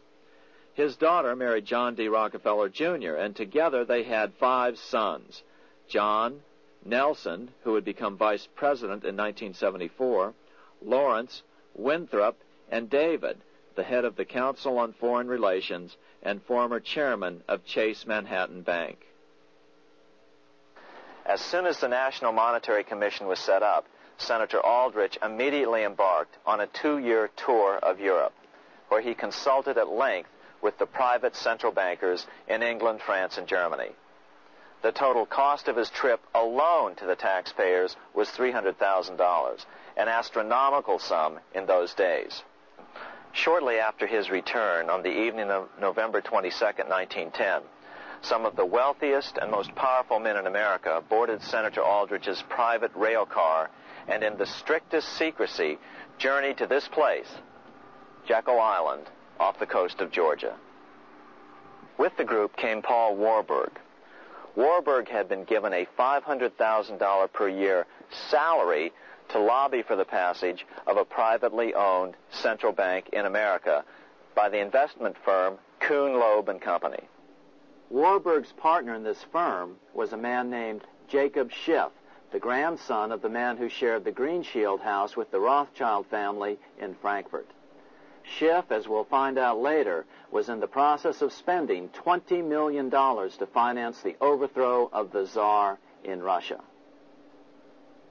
These 3 European banking families, the Rothschilds, the Warburgs, and the Schiffs, were interconnected by marriage down through the years, just as their American banking counterparts, the Morgans, Rockefellers, and Aldriches were. Secrecy was so tight that all 7 primary participants were cautioned to use only first names to prevent servants from learning their identities. Years later, one participant, Frank Vanderlip, president of National City Bank of New York and a representative of the Rockefeller family, confirmed the Jekyll Island trip in a February 9, 1935 edition of the Saturday Evening Post. I was as secretive, indeed as furtive as any conspirator. Discovery, we knew, simply must not happen, or else all our time and effort would be wasted. If it were to be exposed that our particular group had got together and written a banking bill, that bill would have no chance whatever of passage by Congress. The participants came here to figure out how to solve their major problem, how to bring back a privately owned central bank. But there were other problems that needed to be addressed as well. First of all, the market share of the big national banks was shrinking fast. In the first 10 years of the century, the number of U.S. banks had more than doubled to over 20,000. By 1913, only 29% of all banks were national banks, and they held only 57% of all deposits. as Senator Aldrich later admitted in a magazine article. Before passage of this act, the New York bankers could only dominate the reserves of New York. Now, we are able to dominate the bank reserves of the entire country. Therefore, something had to be done to bring these new banks under their control. As John D. Rockefeller put it, quote, "Competition is sin," close quote. Secondly, the nation's economy was so strong that corporations were starting to finance their expansions out of profits instead of taking out huge loans from large banks. In the first 10 years of the new century, 70% of corporate funding came from profits. In other words, American industry was becoming independent of the money changers, and that trend had to be stopped. All the participants knew that these problems could be hammered out into a workable solution, but perhaps their biggest problem was a public relations problem, the name of the new bank. That discussion took place right here in this room, one of the many conference rooms in this sprawling hotel, today known as the Jekyll Island Club Hotel. Aldrich believed that the word bank should not even appear in the name. Warburg wanted to call the legislation the National Reserve Bill or the Federal Reserve Bill. The idea here was to give the impression that the purpose of the new central bank was to stop bank runs, but also to conceal its monopoly character. However, it was Aldrich, the egotistical politician, who insisted it be called the Aldrich Bill. After 9 days at Jekyll Island, the group dispersed. The new central bank would be very similar to the old Bank of the United States. It would be given a monopoly over U.S. currency and create that money out of nothing. How does the Fed create money out of nothing? It's a four-step process. But first, a word on bonds. Bonds are simply promises to pay, or government IOUs. People buy bonds to get a secure rate of interest. At the end of the term of the bond, the government repays the bond plus interest, and the bond is destroyed. There are about $3.6 trillion worth of these loans or bonds at present. Now, here's the Fed money-making process. Step 1. The Federal Open Market Committee approves the purchase of U.S. bonds on the open market. Step 2. The bonds are purchased by the Fed from whoever is offering them for sale on the open market. Step 3. The Fed pays for the bonds with electronic credits to the seller's bank, which in turn credits the seller's bank account. The trick is that these credits are based on nothing. The Fed just creates them. Step 4. The banks use these deposits as reserves. They can loan out over 10 times the amount of their reserves to new borrowers, all at interest. In this way, a Fed purchase of, say, $1 million worth of bonds gets turned into over $10 million in bank accounts. The Fed, in effect, creates 10% of this totally new money, and the banks create the other 90%.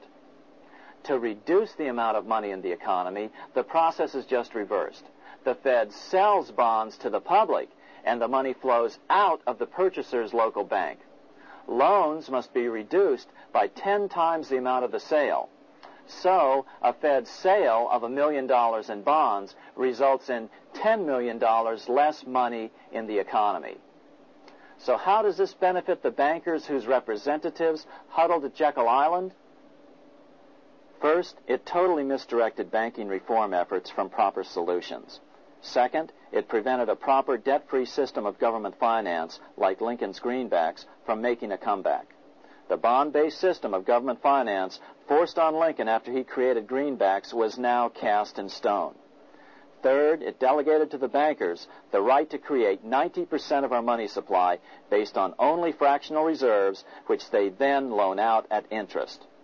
Fourth, it centralized overall control of our nation's money supply in the hands of a few men. Fifth, it established a central bank with a high degree of independence from effective political control. Soon after its creation, the Fed's great contraction in the early 1930s would cause the Great Depression. This independence has been enhanced since then through additional laws. In order to fool the public into thinking the government retained control, the plan called for the Fed to be run by a board of governors appointed by the president and approved by the Senate. But all the bankers had to do was to be sure their men got appointed to the board of governors. That wasn't hard. Bankers have money, and money buys influence over politicians. Once the participants left Jekyll Island, the public relations blitz was on. The big New York banks put together an educational fund of $5 million to finance professors at respected universities to endorse the new bank. Woodrow Wilson at Princeton was one of the first to jump on the bandwagon. But the bankers' subterfuge didn't work. The Aldrich Bill was quickly identified as the Bankers' Bill, a bill to benefit only what became known as the Money Trust. As Congressman Lindbergh put it during the congressional debate,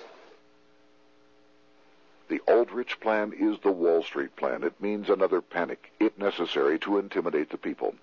Aldrich, paid by the government to represent the people, proposes a plan for the trusts instead. Seeing they didn't have the votes to win in Congress, the Republican leadership never brought the Aldrich Bill to a vote. The bankers quietly decided to move to track 2, the Democratic alternative. They began financing Woodrow Wilson as the Democratic nominee. As respected historian James Perloff put it, Wall Street financier Bernard Baruch was put in charge of Wilson's education. Baruch brought Wilson to the Democratic Party headquarters in New York in 1912, leading him like one would a poodle on a string. Wilson received an indoctrination course from the leaders convened there. So now the stage was set. The money changers were poised to install their privately owned central bank once again. The damage President Andrew Jackson had done 76 years earlier had been only partly repaired with the passage of the National Bank Act during the Civil War. Since then, the battle had raged on across the decades. The Jacksonians became the greenbackers, who became the hardcore supporters of William Jennings Bryan. With Bryan leading the charge, these opponents of the money changers, ignorant of Baruch's tutelage, now threw themselves behind Democrat Woodrow Wilson. They and Bryan would soon be betrayed.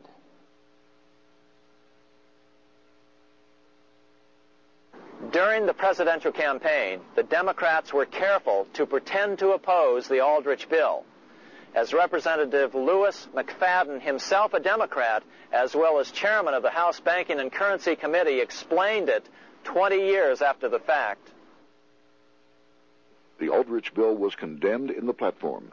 When Woodrow Wilson was nominated, the men who ruled the Democratic Party promised the people that if they were returned to power, there would be no central bank established here while they held the reins of government. 13 months later, that promise was broken, and the Wilson administration, under the tutelage of those sinister Wall Street figures who stood behind Colonel House, established here in our free country the worm-eaten, monarchical institution of the King's Bank, to control us from the top downward and to shackle us from the cradle to the grave. Once Wilson was elected, Morgan, Warburg, Baruch, and company advanced a new plan, which Warburg named the Federal Reserve System. The Democratic leadership hailed the new bill, called the Glass-Owen Bill, as something radically different from the Aldrich Bill.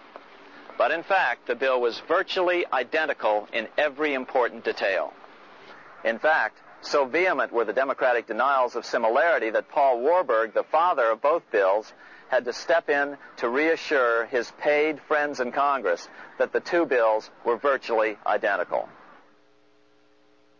Brushing aside the external differences affecting the shells, we find the kernels of the two systems very closely resembling and related to one another. But that admission was for private consumption only. Publicly, the money trust trotted out Senator Aldrich and Frank Vanderlip, the president of Rockefeller's National City Bank of New York and one of the Jekyll Island Seven, to oppose the new Federal Reserve System. Years later, however, Vanderlip admitted in the Saturday Evening Post that the two measures were virtually identical. although the Aldrich Federal Reserve Plan was defeated when it bore the name Aldrich, nevertheless, its essential points were all contained in the plan that finally was adopted. As Congress neared a vote, they called Ohio attorney Alfred Crozier to testify.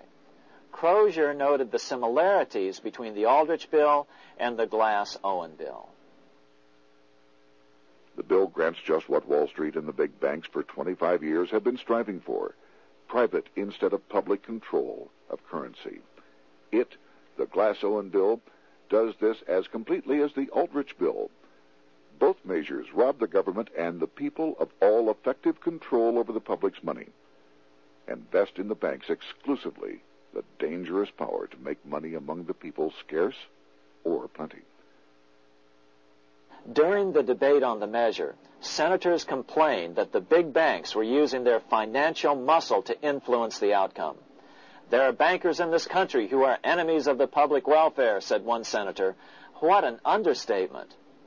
Despite the charges of deceit and corruption, the bill was finally snuck through the Senate on December 22, 1913, after most senators had left town for the holidays, after having been assured by the leadership that nothing would be done until long after the Christmas recess.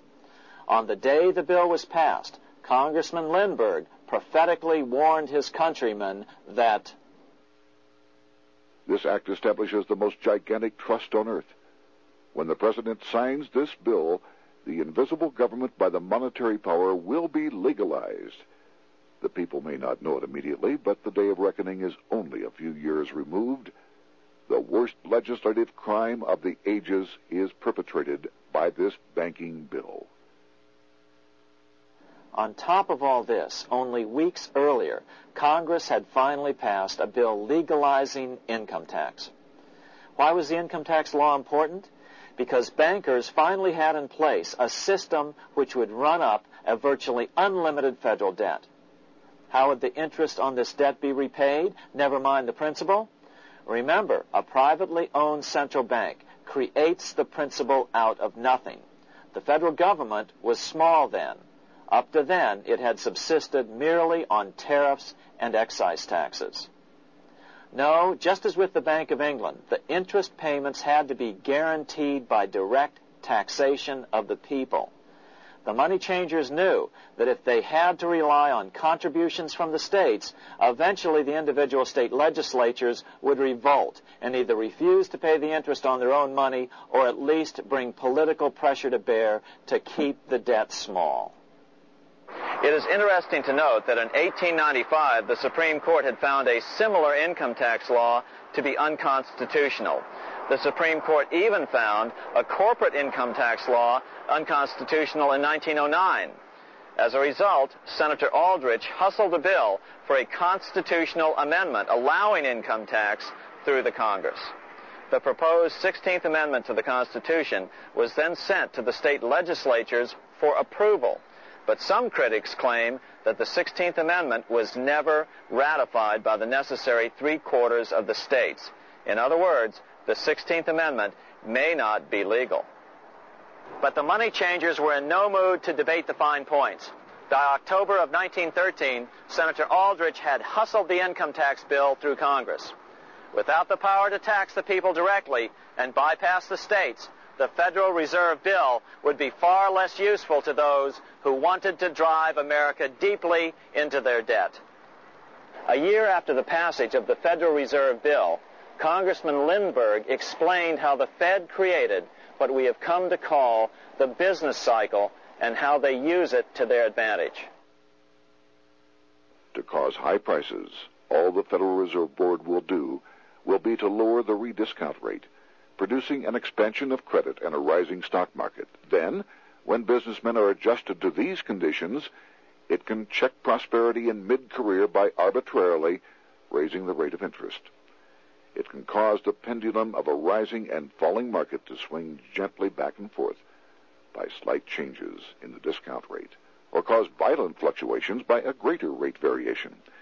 And in either case, it will possess inside information as to financial conditions and advanced knowledge of the coming change, either up or down. This is the strangest, most dangerous advantage ever placed in the hands of a special privileged class by any government that ever existed. The system is private, conducted for the sole purpose of obtaining the greatest possible profits from the use of other people's money. They know in advance when to create panics to their advantage. They also know when to stop panic. Inflation and deflation work equally well for them when they control finance. Congressman Lindbergh was correct on all points. What he didn't realize was that most European nations had already fallen prey to the central bankers decades or centuries earlier. But he also mentions the interesting fact that only 1 year later the Fed had cornered the market in gold. This is how he put it, quote, "Already the Federal Reserve banks have cornered the gold and gold certificates," close quote. But Congressman Lindbergh was not the only critic of the Fed. Congressman Louis McFadden, the chairman of the House Banking and Currency Committee from 1920 to 1931, remarked that the Federal Reserve Act brought about a superstate controlled by international bankers and international industrialists acting together to enslave the world for their own pleasure. Notice how McFadden saw the international character of the stockholders of the Federal Reserve. Another chairman of the House Banking and Currency Committee in the 1960s, Wright Patman from Texas, put it this way.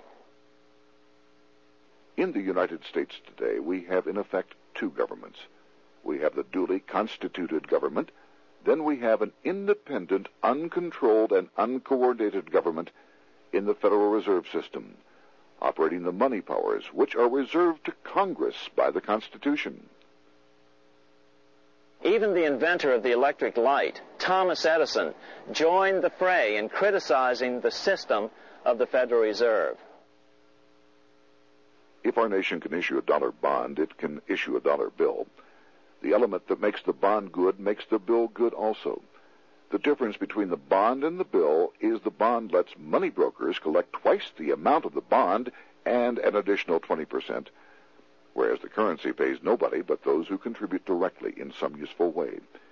It is absurd to say that our country can issue $30 million in bonds and not $30 million in currency.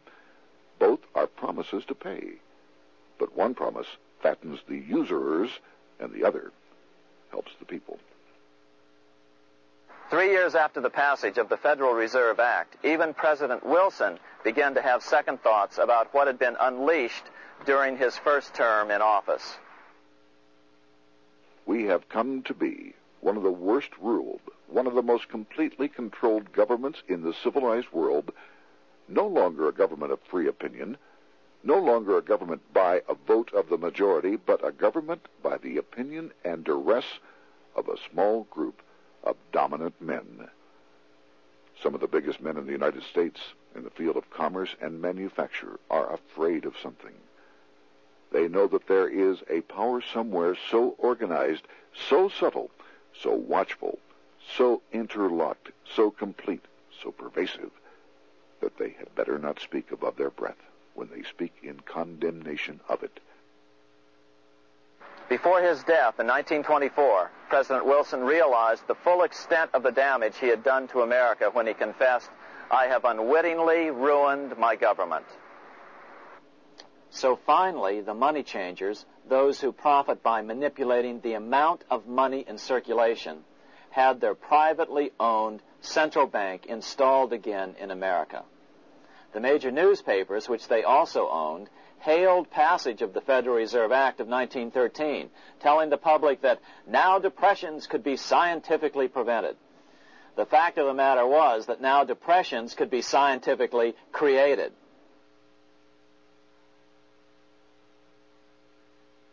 Power was now centralized to a tremendous extent. Now it was time for a war, a really big war. In fact, the First World War. Of course, to the central bankers, the political issues of war don't matter nearly as much as the profit potential, and nothing creates debts like warfare. England was the best example at that time. During the 119-year period between the founding of the Bank of England and Napoleon's defeat at Waterloo, England had been at war for 56 years, and much of the remaining time she'd been preparing for war. In World War I, the German Rothschilds loaned money to the Germans, the British Rothschilds loaned money to the British, and the French Rothschilds loaned money to the French. In America, J.P. Morgan was the sales agent for war materials to both the British and the French. In fact, 6 months into the war, Morgan became the largest consumer on earth, spending $10 million a day. His offices here at 23 Wall Street were mobbed by brokers and salesmen trying to cut a deal. In fact, it got so bad that the bank had to post guards at every door and at the partners' homes as well. Many other New York bankers made out as well from the war. President Wilson appointed Bernard Baruch to head the War Industries Board. According to historian James Perloff, both Baruch and the Rockefellers profited by some $200 million during the war. But profits were not the only motive. There was also revenge. The money changers never forgave the czars for their support of Lincoln during the Civil War. Also, Russia was the last major European nation to refuse to give in to the privately owned central bank scheme. 3 years after World War I broke out, the Russian Revolution toppled the Tsar and installed the scourge of communism. Jacob Schiff of Kuhn Loeb and Company bragged from his deathbed that he had spent $20 million towards the defeat of the Tsar. Money was funneled from England to support the revolution as well. Why would some of the richest men in the world financially back communism, the system that was openly vowing to destroy the so-called capitalism that made them wealthy? Researcher Gary Allen explained it this way. If one understands that socialism is not a share the wealth program, but is, in reality, a method to consolidate and control the wealth, then the seeming paradox of super-rich men promoting socialism becomes no paradox at all. Instead, it becomes logical, even the perfect tool of power-seeking megalomaniacs. Communism, or more accurately socialism, is not a movement of the downtrodden masses, but of the economic elite. As W. Cleon Skousen put it in his 1970 book, The Naked Capitalist, power from any source tends to create an appetite for additional power. It was almost inevitable that the super-rich would one day aspire to control not only their own wealth, but the wealth of the whole world. To achieve this, they were perfectly willing to feed the ambitions of the power-hungry political conspirators who were committed to the overthrow of all existing governments and the establishments of a central worldwide dictatorship. but what if these revolutionaries get out of control and try to seize power from the super-rich? After all, it was Mao Zedong who in 1938 stated his position concerning power. Political power grows out of the barrel of a gun. The Wall Street, London axis elected to take the risk. The master planners attempted to control revolutionary communist groups by feeding them vast quantities of money when they obeyed and contracting their money supply or even financing their opposition if they got out of control. Lenin began to understand that although he was the absolute dictator of the new Soviet Union, he was not pulling the financial strings. Someone else was silently in control. The state does not function as we desired. The car does not obey. A man is at the wheel and seems to lead it, but the car does not drive in the desired direction. It moves as another force wishes.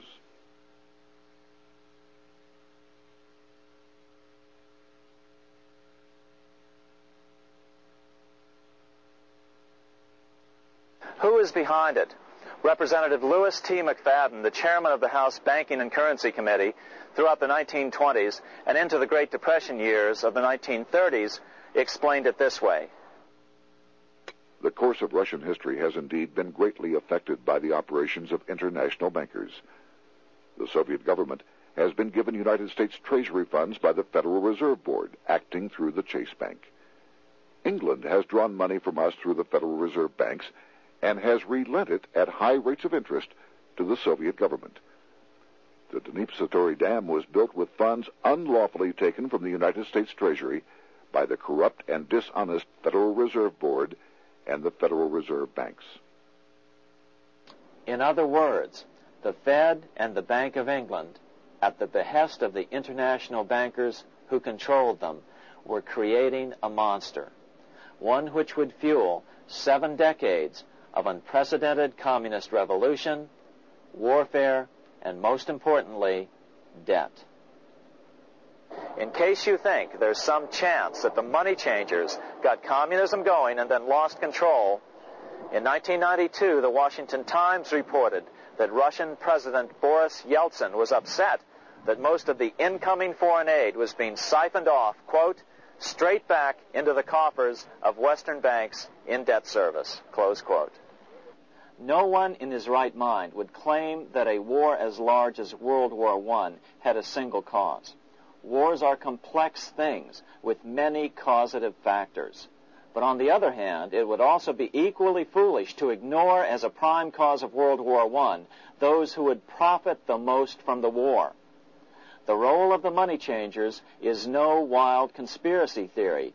They had a motive, a short-ranged, self-serving motive, as well as a long-range political motive of advancing totalitarian governments, with the money changers maintaining the financial clout to control whatever politician might emerge as the leader. Next, we'll see what the money changers' ultimate political goal is for the world.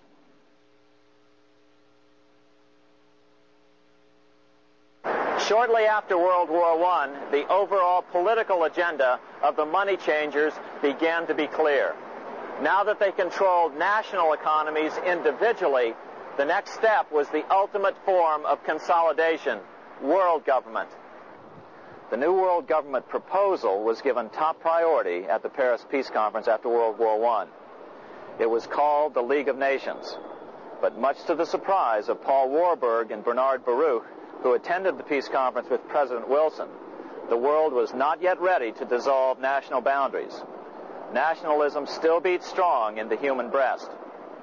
For example, Lord Curzon, the British Foreign Secretary, called the League of Nations a good joke, even though it was the stated policy of the British government to support it.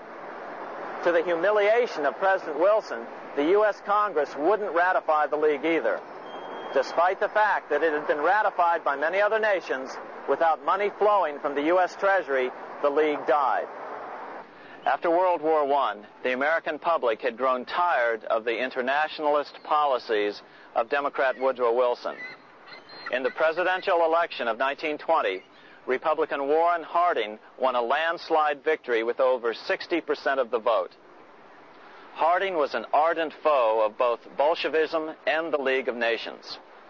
His election, which opened a 12-year run of Republican presidents in the White House, led to an unprecedented era of prosperity known as the Roaring Twenties.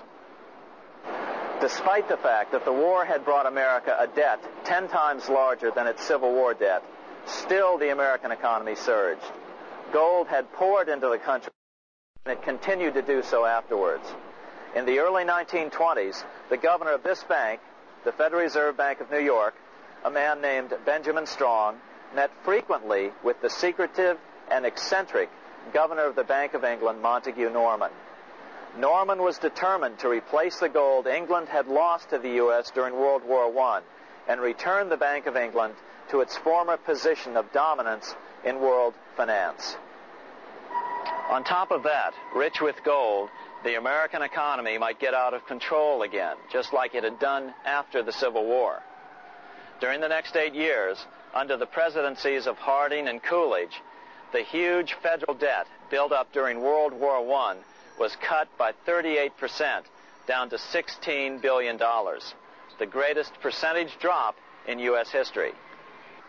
During the election of 1920, Warren Harding and Calvin Coolidge ran against James Cox, the governor of Ohio, and the little-known Franklin D. Roosevelt, who had previously risen to no higher post than President Wilson's Assistant Secretary of the Navy.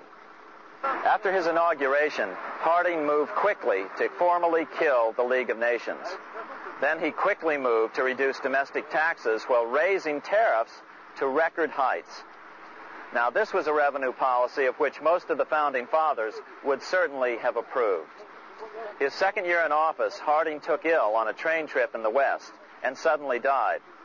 Although no autopsy was performed, the cause was said to be either pneumonia or food poisoning. When Coolidge took over, he continued Harding's domestic economic policy of high tariffs on imports while cutting income taxes. As a result, the economy grew at such a rate that net revenue still increased. Now that had to be stopped. So just as they'd done so frequently before, the money changers decided it was time to crash the American economy. The Federal Reserve began flooding the country with money. They increased the money supply by 62% during these years. Money was plentiful. This is why it was known as the Roaring Twenties. Before his death in 1919, former President Teddy Roosevelt warned the American people what was going on. As reported in the March 27, 1922 edition of the New York Times, Roosevelt said, "These international bankers and Rockefeller Standard Oil interests control the majority of newspapers and the columns of these papers to club into submission or drive out of public office officials who refuse to do the bidding of the powerful, corrupt cliques which compose the invisible government."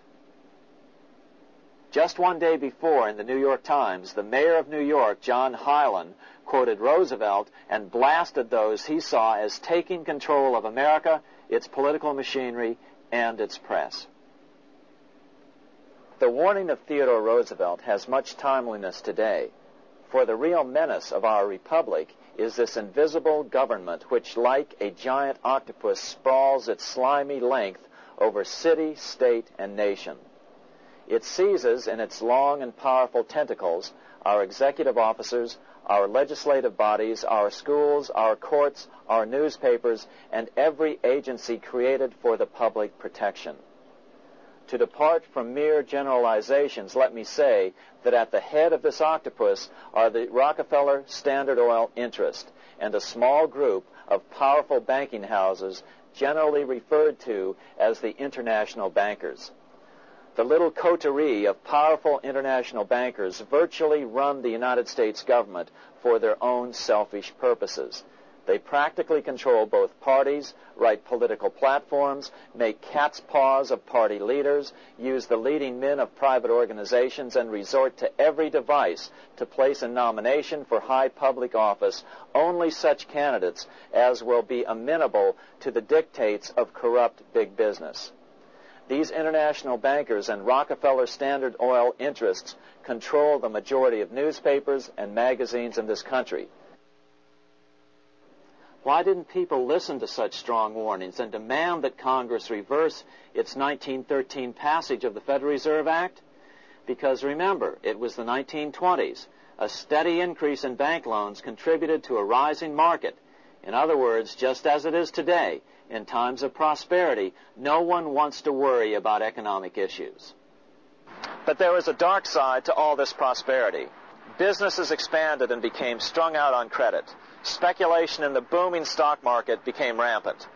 Although everything looked rosy, it was a castle made of sand. When all was in readiness, in April of 1929, Paul Warburg, the father of the Federal Reserve, sent out a secret advisory warning his friends that a collapse and nationwide depression was certain. In August of 1929, the Fed began to tighten money. It is not a coincidence that the biographies of all the Wall Street giants of that era, John D. Rockefeller, J.P. Morgan, Joseph Kennedy, Bernard Baruch, etc., all marvel that they got out of the stock market just before the crash and put all their assets in cash or gold. In 1970, I was assigned to L.G. Hanscom Field near Boston, Massachusetts, in Bedford, and one of the older civilian mechanics that was working for me as an aircraft inspector, his name was Ed Kerrigan. And Ed had grown up in that area, and he and his father had gone to the same church with Joe Kennedy. And Ed related to me in 1971 that he remembered a knock at the door. He went over and opened the door, and it was Joe Kennedy. So he ushered Joe Kennedy into his house, and he and his father talked, and Ed sat between the two of them. This was in 1929, the summer of 1929, and Joe Kennedy told Ed's father, "Sell all of your stock now, don't ask any questions."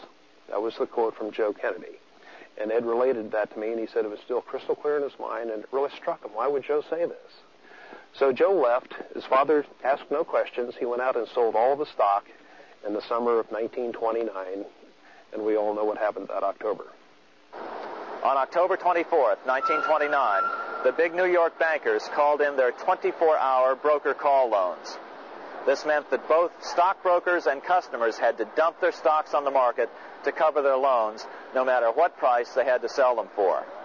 As a result, the market tumbled, and that day was known as Black Thursday. According to John Kenneth Galbraith, writing in The Great Crash, 1929, at the height of the selling frenzy, Bernard Baruch brought Winston Churchill into the visitors' gallery of the New York Stock Exchange here to witness the panic and impress him with his power over the wild events down on the floor. Congressman Louis McFadden, chairman of the House Committee on Banking and Currency from 1920 to 1931, knew who to blame. He accused the Fed and the international bankers of orchestrating the crash. It was not accidental. It was a carefully contrived occurrence. The international bankers sought to bring about a condition of despair here so that they might emerge as rulers of us all. But McFadden went even farther. He openly accused them of causing the crash in order to steal America's gold. In February 1931, in the midst of the Depression, he put it this way. I think it can hardly be disputed that the statesmen and financiers of Europe are ready to take almost any means to reacquire rapidly the gold stock which Europe lost to America as the result of World War I. Curtis Dahl, a broker for Lehman Brothers, was on the floor of the New York Stock Exchange the day of the crash. In his 1970 book, FDR, My Exploited Father-in-Law, he explained that the crash was triggered by the planned sudden shortage of call money in the New York money market. Actually, it was the calculated shearing of the public by the world money powers triggered by the planned sudden shortage of call money in the New York money market. Within a few weeks, $3 billion of wealth simply seemed to vanish. Within a year, $40 billion had been lost. But did it really disappear, or was it simply consolidated in fewer hands? Joseph P. Kennedy's worth, for example, grew from $4 million in 1929 to over $100 million by 1935. And what did the Federal Reserve do? Instead of moving to help the economy out by quickly lowering interest rates to stimulate the economy, the Fed continued to brutally contract the money supply further, deepening the Depression. Between 1929 and 1933, the Fed reduced the money supply by an additional 33%. Although most Americans have never heard that the Fed was the cause of the Depression, this is well known among top economists. Milton Friedman, the Nobel Prize-winning economist now of Stanford University, said the same thing in a National Public Radio interview in January of 1996. The Federal Reserve definitely caused the Great Depression by contracting the amount of currency in circulation by 1/3 from 1929 to 1933. But the money lost by most Americans during the Depression didn't just vanish. It was just redistributed into the hands of those who had gotten out just before the crash and had purchased gold, which is always a safe place to put your money just before a depression. But America's money also went overseas. Incredibly, as President Hoover was heroically trying to rescue banks and prop up businesses, with millions of Americans starving as the Great Depression deepened, millions of dollars were being spent rebuilding Germany from damage sustained during World War I. 8 years before Hitler would invade Poland, Representative Louis McFadden, chairman of the House Banking and Currency Committee, warned Congress that Americans were paying for Hitler's rise to power. After World War I, Germany fell into the hands of the German international bankers. Those bankers bought her, and they now own her lock, stock, and barrel. They have purchased her industries. They have mortgages on her soil.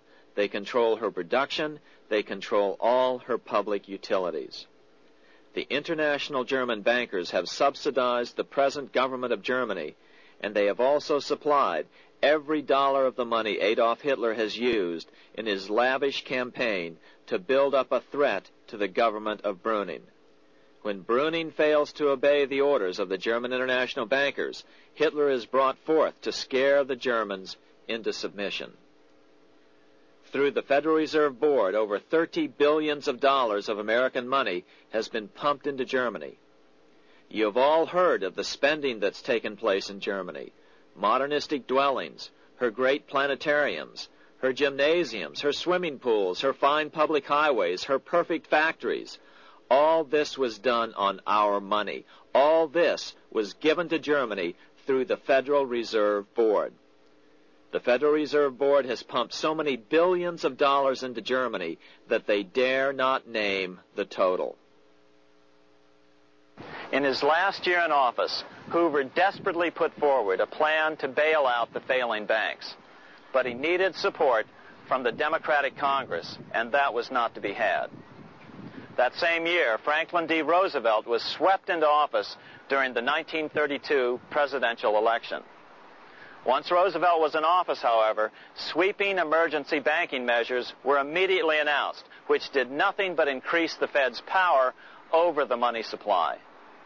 Then, and only then, did the Fed finally begin to loosen the purse strings and feed new money out to the starving American people. At first, Roosevelt railed against the money changers as being the cause of the Depression. Believe it or not, this is what he said on March 4th, 1933, in his inaugural address. Practices of the unscrupulous money changers stand indicted in the court of public opinion, rejected by the hearts and minds of men. The money changers have fled from their high seats in the temple of our civilization. But 2 days later, Roosevelt declared a bank holiday and closed all banks. Later that year, Roosevelt outlawed private ownership of all gold bullion and all gold coins with the exception of rare coins. Most of the gold in the hands of the average American was in the form of gold coins. The new decree was, in effect, a confiscation. Those who didn't comply risk as much as 10 years in prison and a $10,000 fine, the equivalent of $100,000 today. Out in small-town America, some people didn't trust Roosevelt's order. Many were torn between keeping their hard-earned wealth or obeying the government. Those who did turn in their gold were paid the official price for it, $20.66 per ounce. So unpopular was the confiscation order that no one anywhere in government would take credit for authoring it. No congressman claimed it. At the signing ceremony, President Roosevelt made it clear to all present that he was not the author of it and publicly stated that he had not ever read it. Even his Secretary of the Treasury said he'd never read it either, saying it was, quote, what the experts wanted. Roosevelt convinced the public to give up their gold by saying that pooling the nation's resources was necessary to get America out of the Depression.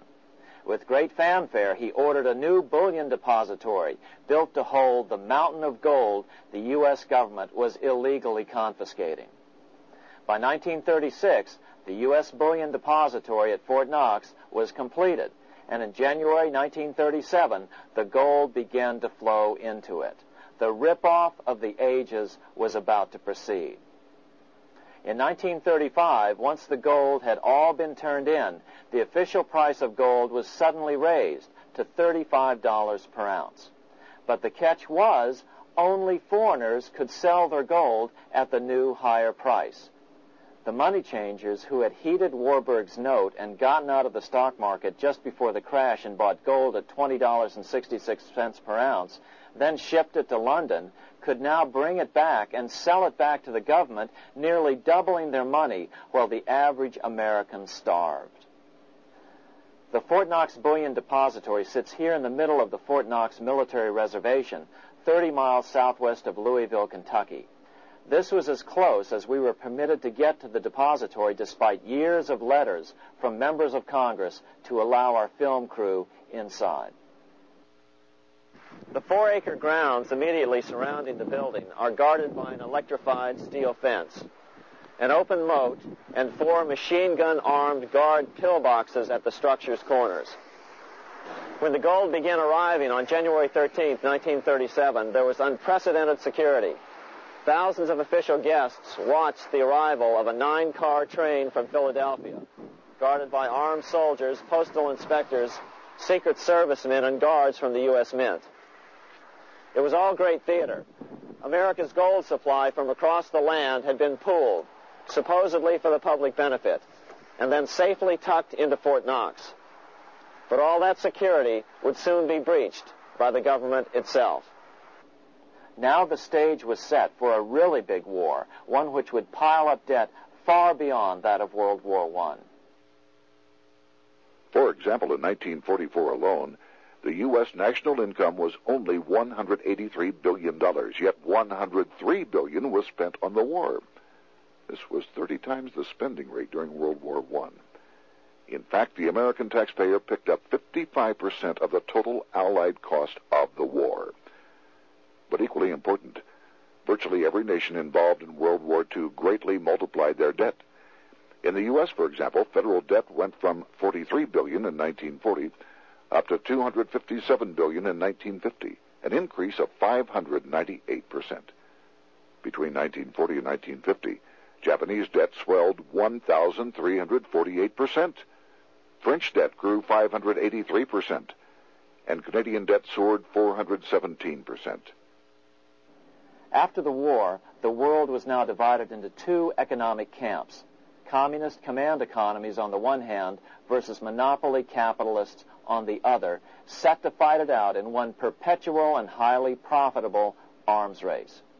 It was finally time for the central bankers to embark in earnest on their 3-step plan to centralize the economic systems of the entire world and finally bring about their global government or New World Order.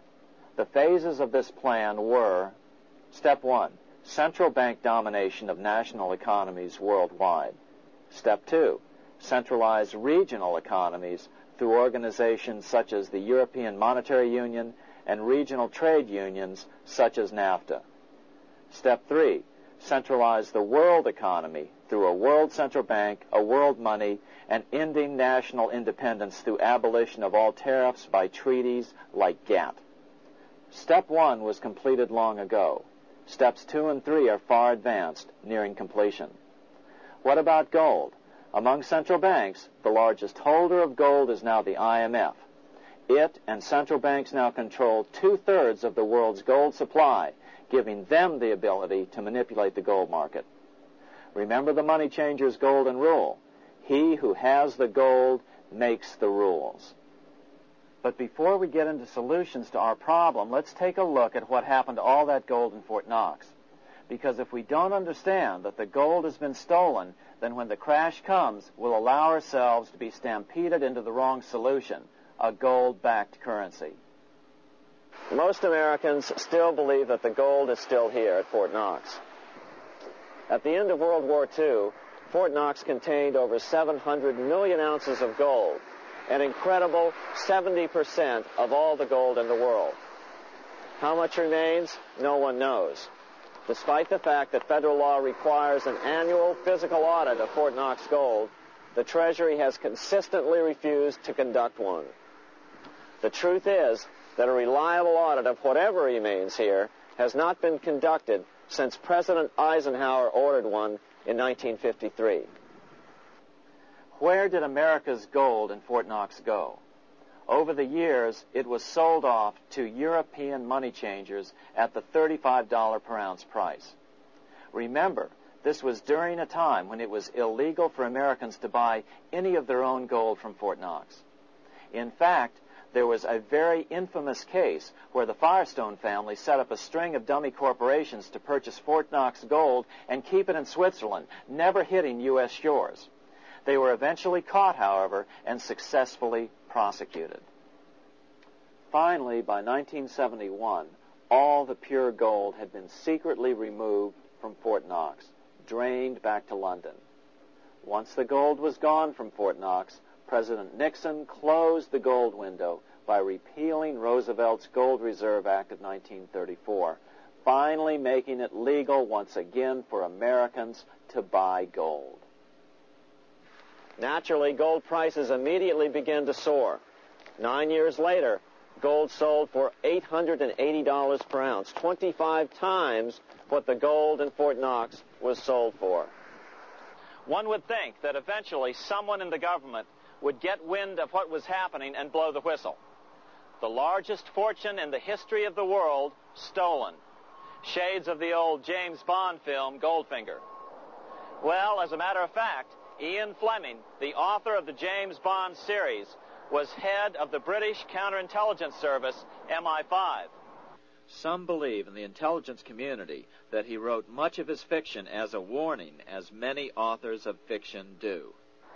If the removal of all the good delivery gold from Fort Knox can be viewed as a deliberate raid on the U.S. Treasury, then such an operation might well have been years in the making, namely 40 years. Certainly enough time for Fleming to get wind of it and try to prevent it. So just how did the story of the Fort Knox gold robbery get out? It all started with an article in a New York periodical in 1974. The article charged that the Rockefeller family was manipulating the Federal Reserve to sell off Fort Knox gold at bargain basement prices to anonymous European speculators. 3 days later, the anonymous source of the story, Louise Auchincloss Boyer, mysteriously fell to her death from the window of her 10th floor apartment in New York. How would Mrs. Boyer have known of the Rockefeller connection to the Fort Knox gold heist? She was the longtime secretary of Nelson Rockefeller. For the next 14 years, this man, Ed Durrell, a wealthy Ohio industrialist, devoted himself to a quest for the truth concerning the Fort Knox gold. He wrote thousands of letters to over 1,000 government and banking officials, trying to find out how much gold was really left and where the rest of it had gone. Edith Roosevelt, the granddaughter of President Teddy Roosevelt, questioned the actions of the government in a March 1975 edition of the New Hampshire Sunday News. Allegations of missing gold from our Fort Knox vaults are being widely discussed in European financial circles. But what is puzzling is that the administration is not hastening to demonstrate conclusively that there is no cause for concern over our gold treasure, if indeed it is in a position to do so. Unfortunately, Ed Durrell never did accomplish his primary goal, a full audit of the gold reserves in Fort Knox. It's incredible that the world's greatest treasure has had little accounting or auditing.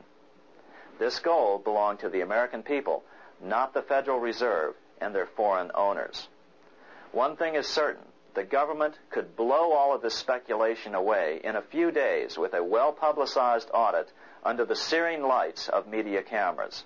It has chosen not to do so.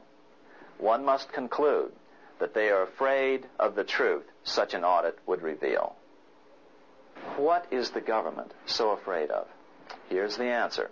When President Ronald Reagan took office in 1981, his conservative friends urged him to study the feasibility of returning to a gold standard as the only way to curb government spending.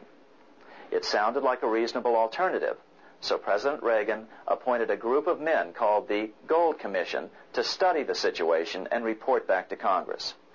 What Reagan's Gold Commission reported back to Congress in 1982 was the following shocking revelation concerning gold.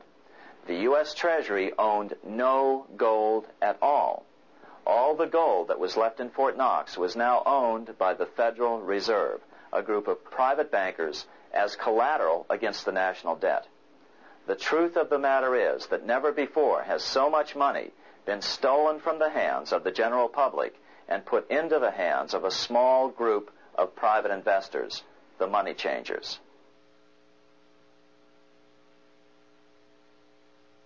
I'm standing in front of the headquarters of the International Monetary Fund located in Washington, D.C. Across the street, right over there, is the headquarters of the World Bank. What are these organizations, and who controls them, and most importantly, are they about to create a huge worldwide depression? Let us step back in time for a moment to the aftermath of World War I. People were tired of war, so under the guise of peacemaking, the international bankers devised a plan to consolidate power even further. Claiming only an international government would stem the tide of world wars, the money changers pushed forward a proposal for world government which stood on three legs.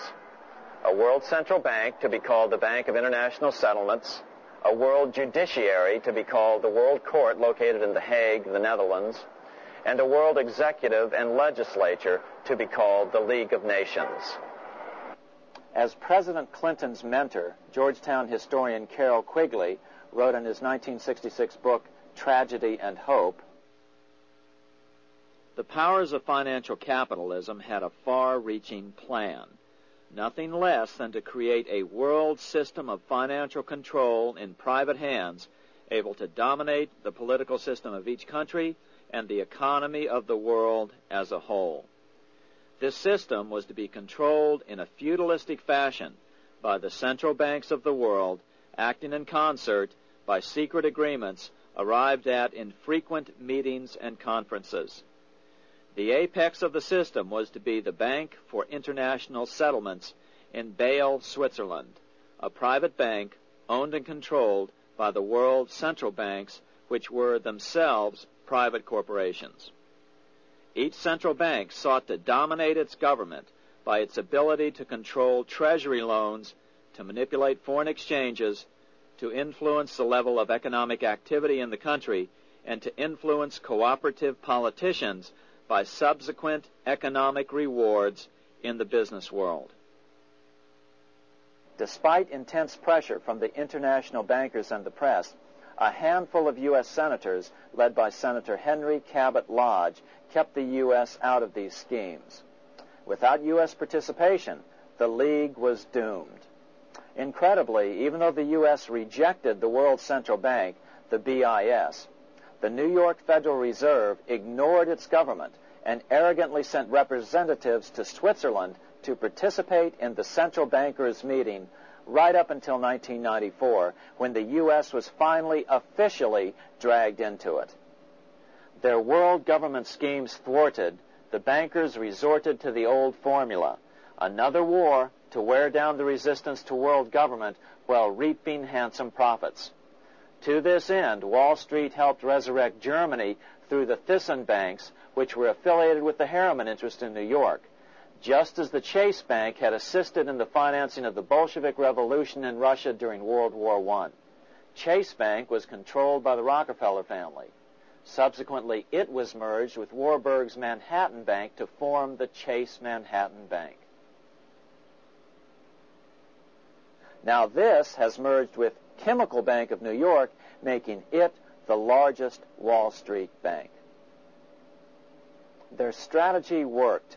Even before World War II was over, world government was back on track. In 1944, at Bretton Woods, New Hampshire, the International Monetary Fund and the World Bank were approved with full U.S. participation. The Second League of Nations, renamed the United Nations, was approved in 1945. Soon, a new international court system was functioning as well. All effective opposition to these international bodies before the war had evaporated in the heat of war, just as planned. These new organizations simply repeated on a world scale what the National Banking Act of 1864 and the Federal Reserve Act of 1913 had established in the U.S. They created a banking cartel composed of the world's central banks, which gradually assumed the power to dictate credit policies to the banks of all the nations. For example, just as the Federal Reserve Act authorized the creation of a new national fiat currency called Federal Reserve Notes, the IMF has been given the authority to issue a world fiat money called Special Drawing Rights, or SDRs. To date, the IMF has created in excess of $30 billion worth of SDRs. Member nations are being pressured to make their currencies fully exchangeable for SDRs. In 1968, Congress approved laws authorizing the Fed to accept SDRs as reserves in the U.S. and to issue Federal Reserve notes in exchange for SDRs. What does that mean? It means that in the U.S., SDRs are already a part of our lawful money. And what about gold? SDRs are already partially backed by gold. And with 2/3 of world gold now in the hands of central banks, the money changers can go about structuring the world's economic future in whichever way they deem most profitable. Keep in mind, just as the Fed is controlled by its Board of Governors, the IMF is controlled by its Board of Governors, which are either the heads of the different central banks or the heads of the various national treasury departments dominated by their central banks. Voting power in the IMF gives the U.S. and the U.K., that is to say the Fed and the Bank of England, effective control.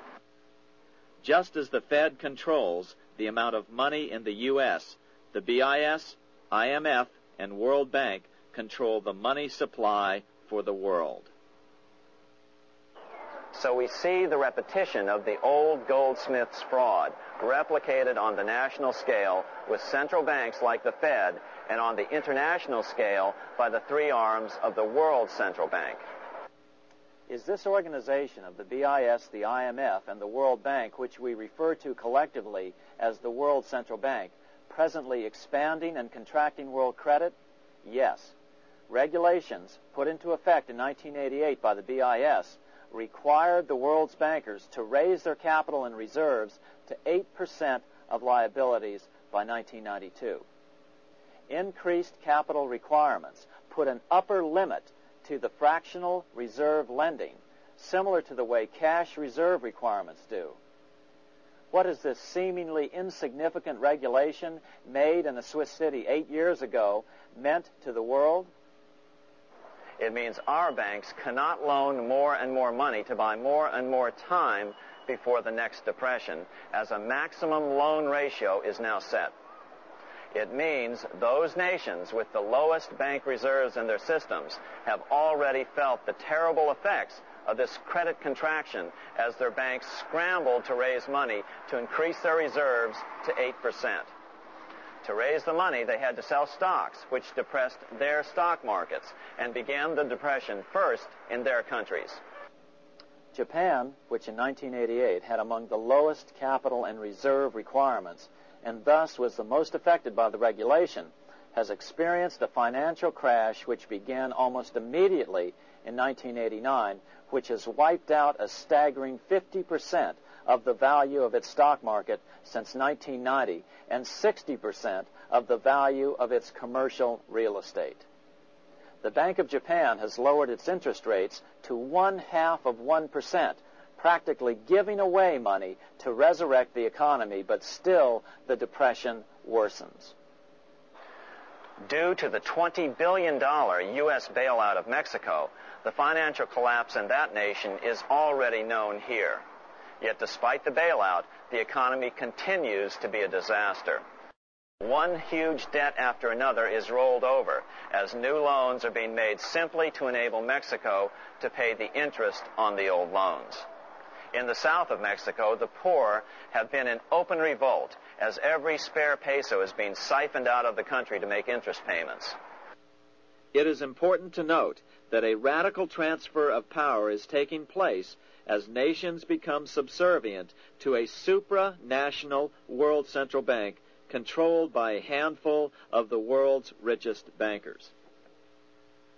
As the IMF creates more and more SDRs by the stroke of a pen on IMF ledgers, more and more nations borrow them to pay interest on their mounting debts and gradually fall under the control of the faceless bureaucrats of the World Central Bank. As the worldwide depression worsens and spreads, this will give the World Central Bank the power of economic life and death over these nations. It will decide which nations will be permitted to receive further loans of SDRs and which nations will starve. Despite all the rhetoric about development and the alleviation of poverty, the result is a steady transfer of wealth from the debtor nations to the money changers' central banks which control the IMF and the World Bank. For example, in 1992, the Third World debtor nations, which borrowed from the World Bank, paid $198 million more to the central banks of the developed nations for World Bank-funded purposes than they received from the World Bank. All this increases their permanent debt in exchange for temporary relief of poverty caused by prior borrowings. Already, these repayments exceed the amount of the new loans. By 1992, Africa's external debt had reached $290 billion, 2.5 times greater than in 1980, resulting in skyrocketing infant mortality rates and unemployment, deterioration of schools, housing, and the general health of the people. The entire world faces the immeasurable suffering already destroying the Third World and now Japan, all for the benefit of the money changers.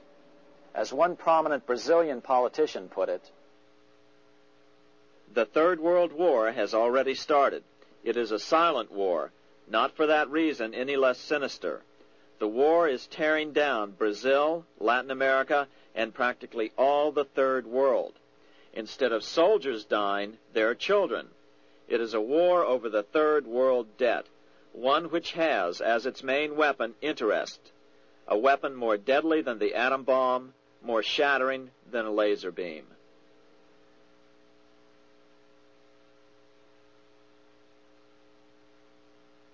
Although it would be absurd to ignore the pivotal role played by influential families such as the Rothschilds, the Warburgs, the Schiffs, the Morgans, and the Rockefellers in any review of the history of central banking and fractional banking, keep in mind, by now, central banks and the large commercial banks are up to 3 centuries old and deeply entrenched in the economic life of many nations. These banks are no longer dependent on clever individuals such as a Nathan Rothschild. Years ago, the question of ownership was important, but no longer. For example, both the Bank of England and the Bank of France were nationalized after World War II, and nothing changed, nothing at all. They endure and continue to grow, now protected by numerous laws, paid politicians, and mortgaged media, untouched by the changing of generations. 3 centuries have given them an aura of respectability. The old school tie is now worn by the 6th generation son, who's been raised in a system that he may never question as he is named to serve on the governing boards of countless philanthropic organizations. To focus attention today on individuals or families, or to attempt to sort out the current holders of power, serves little useful purpose and would be a distraction from the cure. The problem is far bigger than that. It is the corrupt banking system that was and is being used to consolidate vast wealth into fewer and fewer hands that is our current economic problem. Change the names of the main players now, and the problem will neither go away nor even miss a beat. Likewise, among the hordes of bureaucrats working in the World Bank, central banks, and international banks, only a tiny fraction have any idea of what's really going on. No doubt they'd be horrified to learn that their work is contributing to the terrible impoverishment and gradual enslavement of mankind to a few incredibly rich plutocrats. So really, there's no use in emphasizing the role of individuals anymore. And the problem even transcends the normal spectrum of political right and left. Both communism and socialism, as well as monopoly capitalism, have been used by the money changers. Today, they profit from either side of the new political spectrum. The big government, welfare state on the so-called left wing versus the neoconservative, laissez-faire capitalists who want big government totally out of their lives on the right wing. Either way, the bankers win. Monetary reform is the most important political issue facing this nation. That clarified, let's proceed to the conclusions in the spirit Lincoln declared, with malice towards none, with charity towards all. At the start of this video, we ask a number of troubling questions. Let's be sure we've answered them. What's going on in America today? Why are we over our heads in debt? Why can't the politicians bring debt under control? Why are we over our heads in debt? Because we're laboring under a debt money system that is designed and controlled by private bankers. Now, some will argue that the Federal Reserve System is a quasi-governmental agency. But the President appoints only 2 of the 7 members of the Federal Reserve Board of Governors every 4 years. And he appoints them to 14-year terms, far longer than his own. The Senate does confirm those appointments, but the whole truth is that the President wouldn't dare appoint anyone to that board of whom Wall Street does not approve. Of course, this does not preclude the possibility that some honorable men may be appointed to the Board of Governors. But the fact is that the Fed is specifically designed to operate independently of our government, as are nearly all other central banks. Some argue that the Fed promotes monetary stability. We saw the current head of the Bank of England, Eddie George, claim that this was the most important role of a central bank. In fact, the Fed's record of stabilizing the economy shows it to be a miserable failure in this regard. Within the first 25 years of its existence, the Fed caused 3 major economic downturns, including the Great Depression, and for the last 30 years has shepherded the American economy into a period of unprecedented inflation. Again, this is not some wild conspiracy theory. It's a well-known fact among top economists. As Nobel Prize-winning economist Milton Friedman put it, the stock of money, prices, and output was decidedly more unstable after the establishment of the Federal Reserve System than before. The most dramatic period of instability in output was, of course, the period between the 2 wars, which includes the severe monetary contractions of 1920-21, 1929-33, and 1937-38. No other 20-year period in American history contains as many as 3 such severe contractions. This evidence persuades me that at least a third of the price rise during and just after World War I is attributable to the establishment of the Federal Reserve System, and that the severity of each of the major contractions, 1920-21, 1929-33, and 1937-38, is directly attributable to acts of commission and omission by the reserve authorities. Any system which gives so much power and so much discretion to a few men so that mistakes, excusable or not, can have such far-reaching effects is a bad system. It is a bad system to believers in freedom just because it gives a few men such power without any effective check by the body politic. This is the key political argument against an independent central bank. To paraphrase Clemenceau, money is much too serious a matter to be left to the central bankers. We must learn from our history before it is too late. Why can't politicians control the federal debt? Because all our money is created out of debt. Again, it's a debt money system. Our money is created initially by the purchase of U.S. bonds. The public buys bonds like savings bonds, the banks buy bonds, foreigners buy bonds, and when the Fed wants to create more money in the system, it buys bonds, but pays for them with a simple bookkeeping entry which it creates out of nothing. Then this new money created by the Fed is multiplied by a factor of 10 by the banks thanks to the fractional reserve principle. So although the banks don't create currency, they do create checkbook money or deposits by making new loans. They even invest some of this created money. In fact, over $1 trillion of this privately created money has been used to purchase U.S. bonds on the open market, which provides the banks with roughly $50 billion in interest, risk-free, each year, less the interest they pay to some depositors. In this way, through fractional reserve lending, banks create over 90% of the money and therefore cause over 90% of our inflation.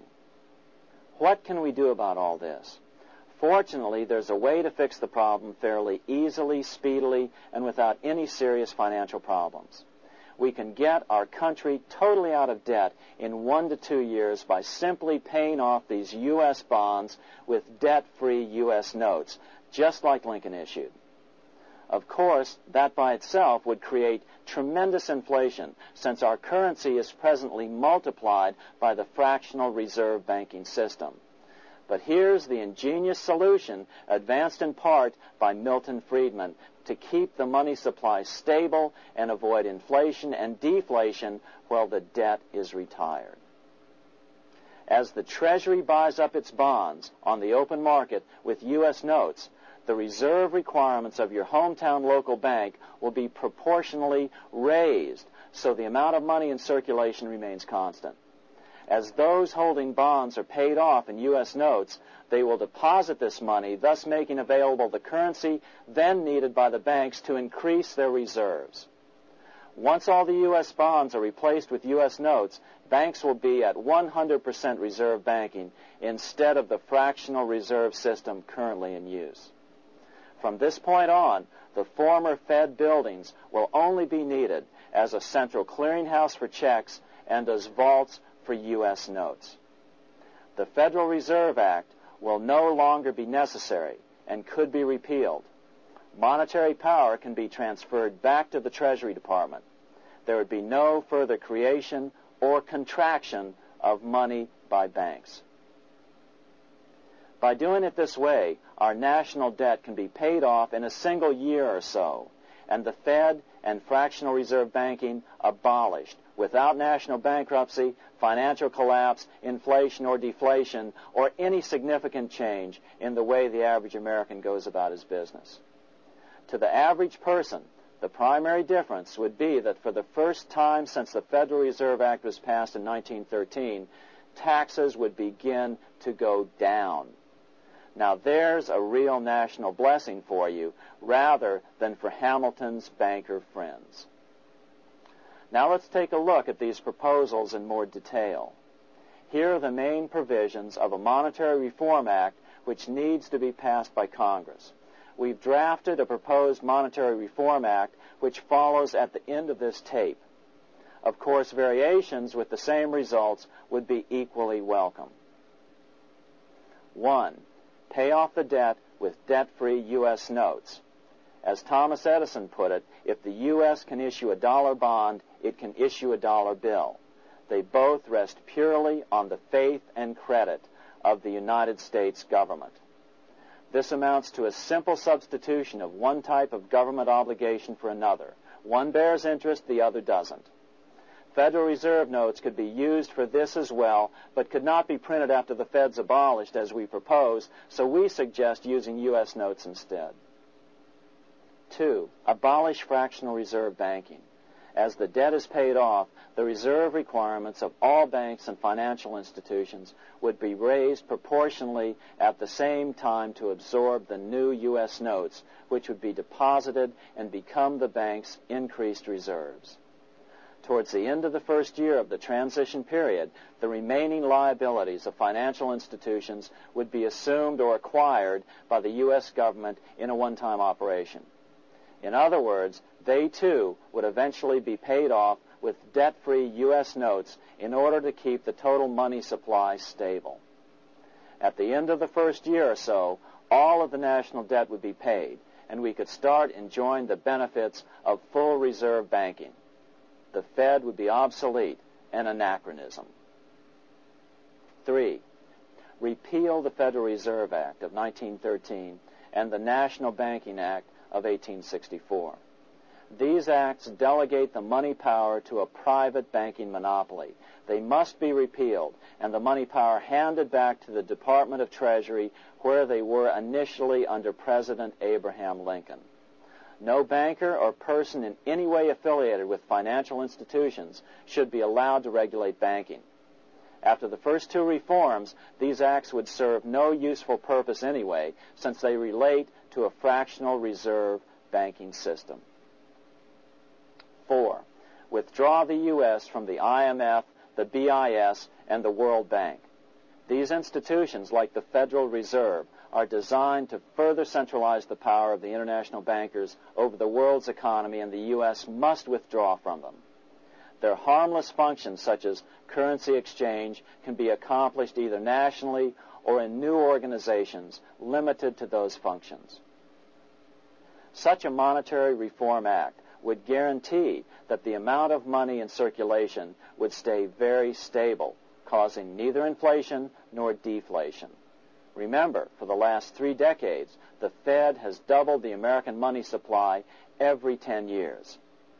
That fact and fractional reserve banking are the real causes of inflation and the reduction in our buying power, a hidden tax. These and other taxes are the real reasons both parents now have to work just to get by. The money supply should increase slowly to keep prices stable, roughly in proportion to population growth, about 3% per year, not at the whim of a group of bankers meeting in secret. In fact, all future decisions on how much money will be in the American economy must be made based on statistics of population growth and the price level index. The new monetary regulators and the Treasury Department, perhaps called the Monetary Committee, would have absolutely no discretion in this matter except in time of declared war. This would ensure a steady, stable money growth of roughly 3% per year, resulting in stable prices and no sharp changes in the money supply. To make certain the process is completely open and honest, all deliberations would be public, not secret, as meetings of the Fed's Board of Governors are today. How do we know this will work? Because these steps remove the 2 major causes of economic instability, the Fed and fractional reserve banking, and the newest one as well, the BIS, Bank of International Settlements. But most importantly, the danger of a severe depression would be eliminated. Let's listen to Milton Friedman on the single cause of severe economic depressions. I know of no severe depression in any country or any time that was not accompanied by a sharp decline in the stock of money, and equally of no sharp decline in the stock of money that was not accompanied by a severe depression.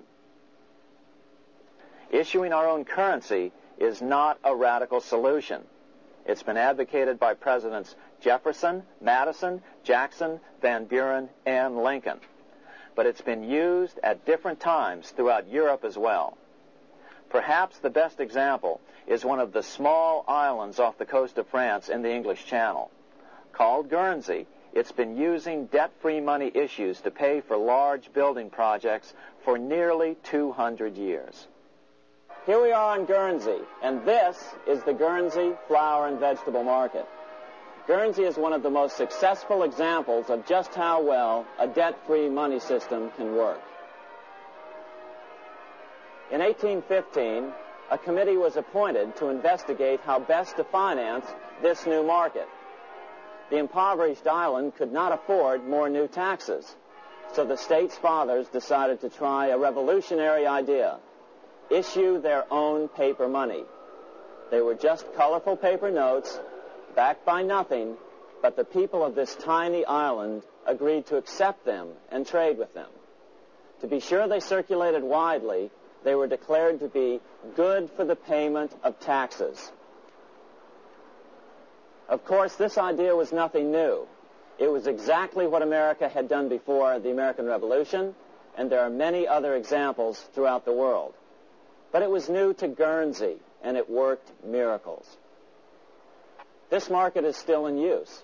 And remember, it was built for no debt to the people of this island state. But what if we follow Guernsey's example? How would the bankers react to these reforms? Certainly the international bankers' cartel will oppose reforms that do away with their control of the world's economies as they have in the past. But it is equally certain that Congress has the constitutional authority and responsibility to authorize the issuance of debt-free money, U.S. notes, and to reform the very banking laws it ill-advisedly enacted. Undoubtedly, the bankers will claim that issuing debt-free money will cause severe inflation or make other dire predictions. But remember, it is fractional reserve banking which is the real cause of over 90% of all inflation, not whether debt-free U.S. notes are used to pay for government deficits. In the current system, any spending excesses on the part of Congress are turned into more debt bonds, and the 10% purchased by the Fed are then multiplied many times over by the bankers, causing over 90% of all inflation. Our fractional reserve and debt-based banking system is the problem. We must ignore its inevitable resistance to reform and remain firm until the cure is complete. As the director of the Bank of England in the 1920s, Sir Josiah Stamp put it, referring to this modern fractional reserve banking system, banking is conceived in iniquity and born in sin. Bankers own the earth. Take it away from them, but leave them the power to create money and control credit, and with the flick of a pen, they will create enough money to buy it back again. Take this great power away from the bankers, and all great fortunes like mine will disappear, and they ought to disappear, for this would be a better and happier world to live in. But if you want to continue the slaves of bankers and pay the cost of your own slavery, let them continue to create money and to control credit. Americans are slowly figuring this out. Today, over 3,200 cities and counties have endorsed the proposal of a nonprofit organization called Sovereignty. The Sovereignty movement calls for Congress to authorize the Secretary of the Treasury to issue $90 billion per year of U.S. notes, not Federal Reserve notes nor debt-based bonds, to loan money interest-free to cities, counties, and school districts for needed capital improvements. Remarkably, and to their praise, the Community Bankers Association of Illinois, representing 515 member banks, has endorsed this sovereignty proposal, a good step in the right direction. This brings us to another one of our questions posed at the first of this tape. Are we headed into an economic crash of unprecedented proportions? If so, can we prevent it? And what can we do to protect our families? As Milton Friedman has repeatedly pointed out, no severe depression can occur without a severe contraction of money.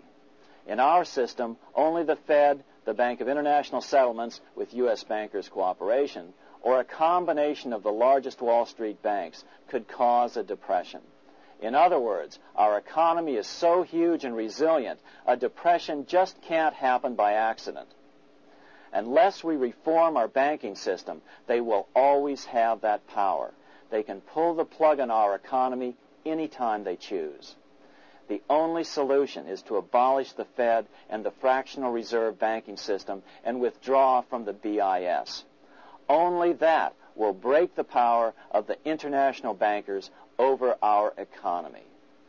And keep in mind, a stock market crash itself cannot cause a severe depression. Only the severe contraction of our money supply can cause a severe depression. The stock market crash of 1929 only wiped out market speculators, mostly the small to medium ones, resulting in $3 billion in wealth changing hands. but it served as a smokescreen for a 33% contraction in credit by the Fed over the next 4 years, which resulted in over $40 billion in wealth from the American middle class being transferred to the big banks. Then, despite impotent howls of protest from a divided Congress, the independent Fed kept the money supply contracted for a full decade. Only World War II ended the terrible suffering the Fed inflicted on the American people. In a depression, the remaining wealth of the debt-burdened American middle class will be wiped out by unemployment, declining wages, and the resulting foreclosures. If we start to act to reform our monetary system, the money changers may do what they did in 1929 and then the 1930s, crash the stock market and use that as a smokescreen while contracting the money supply. But if we're determined to fight to regain control over our money, we can come out of it fairly quickly, perhaps in only a very few months, as U.S. notes begin to circulate and replace the money withdrawn by the bankers. The longer we wait, the greater the danger we'll permanently lose control of our nation. But some still wonder why the international bankers would want to cause a depression. Wouldn't that be killing the goose that is currently laying all those golden interest eggs? Remember what Larry Bates said at the first of this videotape. You see, in periods of economic upheaval, in economic crisis, wealth is not destroyed. It is merely transferred. Do we have any hints as to what the money changers have in store for us? Here's what David Rockefeller, the chairman of Chase Manhattan Bank, the largest Wall Street bank, had to say. We are on the verge of a global transformation. All we need is the right major crisis, and the nation will accept the New World Order. So, crisis is needed to fulfill their plans quickly. The only question is when the crisis will occur. Fortunately, we probably have a little time. It's unlikely that this crisis will occur before the 1996 elections, but after that, the danger begins rising. But whether or not they decide to cause a crash or a depression through relentless increases in taxes and the loss of hundreds of thousands of jobs being sent overseas thanks to trade agreements such as GATT and NAFTA, the American middle class is an endangered species. Cheaper labor, including slave labor in Red China, which Harry Wu has heroically documented, is being used to compete with American labor. In other words, money is being consolidated in fewer and fewer hands as never before in the history of this nation or the world. Without reform, the American middle class will soon be extinct, leaving only the very rich few and the very many poor, as has already occurred in most of the world. We've been warned of all this by congressmen, presidents, industrialists, and economists down through the years. Religious leaders, too, have seen the danger. About 1898, during the time of William Jennings Bryan, Pope Leo XIII put it this way. On the one side, there is the party which holds the power because it holds the wealth, which has in its grasp all labor and all trade, which manipulates for its own benefit and its own purposes all the sources of supply, and which is powerfully represented in the councils of state itself. On the other side, there is the needy and powerless multitude, sore and suffering. Rapacious usury, which, although more than once condemned by the Church, is nevertheless under a different form, but with the same guilt, still practiced by avaricious and grasping men, so that a small number of very rich men have been able to lay upon the masses of the poor a yoke little better than slavery itself. More recently, during America's Great Depression, Pope Pius XI spoke of the same problem. In our days, not alone is wealth accumulated, but immense power and despotic economic domination is concentrated in the hands of a few. This power becomes particularly irresistible when exercised by those who, because they hold and control money, are able also to govern credit and determine its allotment. For this reason, supplying, so to speak, the lifeblood to the entire economic body and grasping, as it were, in their hands the very soul of the economy, so that no one dare breathe against their will. But now, let's get back to our original questions. What can we do to protect our families during a depression? First of all, get out of debt if you can, even if it means lowering your standard of living. Otherwise, you stand to lose everything that is debt-financed. Secondly, get liquid. Reduce your wealth to more liquid forms. Reduce your real estate assets, for example.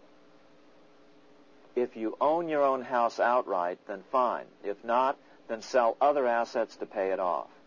For a worst-case scenario, consider putting some of your assets into old silver coins. Pre-1965 silver coins are 90% silver. From 1965 on, they are not. It's been said that during a severe depression, a single silver dollar may be able to buy your family groceries for a week. Why will old silver dollars become so valuable? Because most people are familiar with them. They know they are of an assured weight and purity. In that case, owning just 20 to 30 silver dollars might mean the difference between your family making it or not through what is likely to be the worst time in U.S. history. Other forms of precious metals, particularly gold, are usually a good way to protect extra assets during a depression, too. But there are other things you can do. You might consider foreign currency funds. Consider opening a Swiss or Austrian bank account or a foreign currency-denominated bank account in a U.S. bank. If you can afford to diversify into all of them, consider doing so. Educate your friends. Our country needs a solid group who really understand how our money is manipulated and what the solutions really are. Because if a depression comes, there will be those who call themselves conservatives who will come forward advancing solutions framed by the international bankers. Beware of calls to return to a gold standard. Why? Simple. Because never before has so much gold been so concentrated outside of American hands. And never before has so much gold been in the hands of international governmental bodies such as the World Bank and International Monetary Fund. In fact, the IMF now holds more gold than any central bank. A gold-backed currency usually brings despair to a nation, and to return to it would certainly be a false solution in our case. Remember, we had a gold-backed currency in 1929 and during the first 4 years of the Great Depression. Likewise, beware of any plans advanced for a regional or world currency. This is the international bankers' Trojan horse.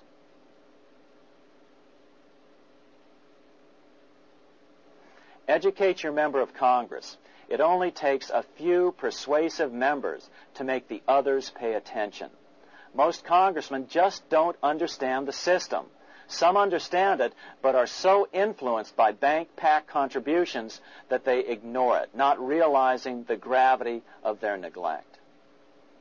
We hope we've made a valuable contribution to the national debate on monetary reform. It remains for each man to do his duty, consistent with his state in life.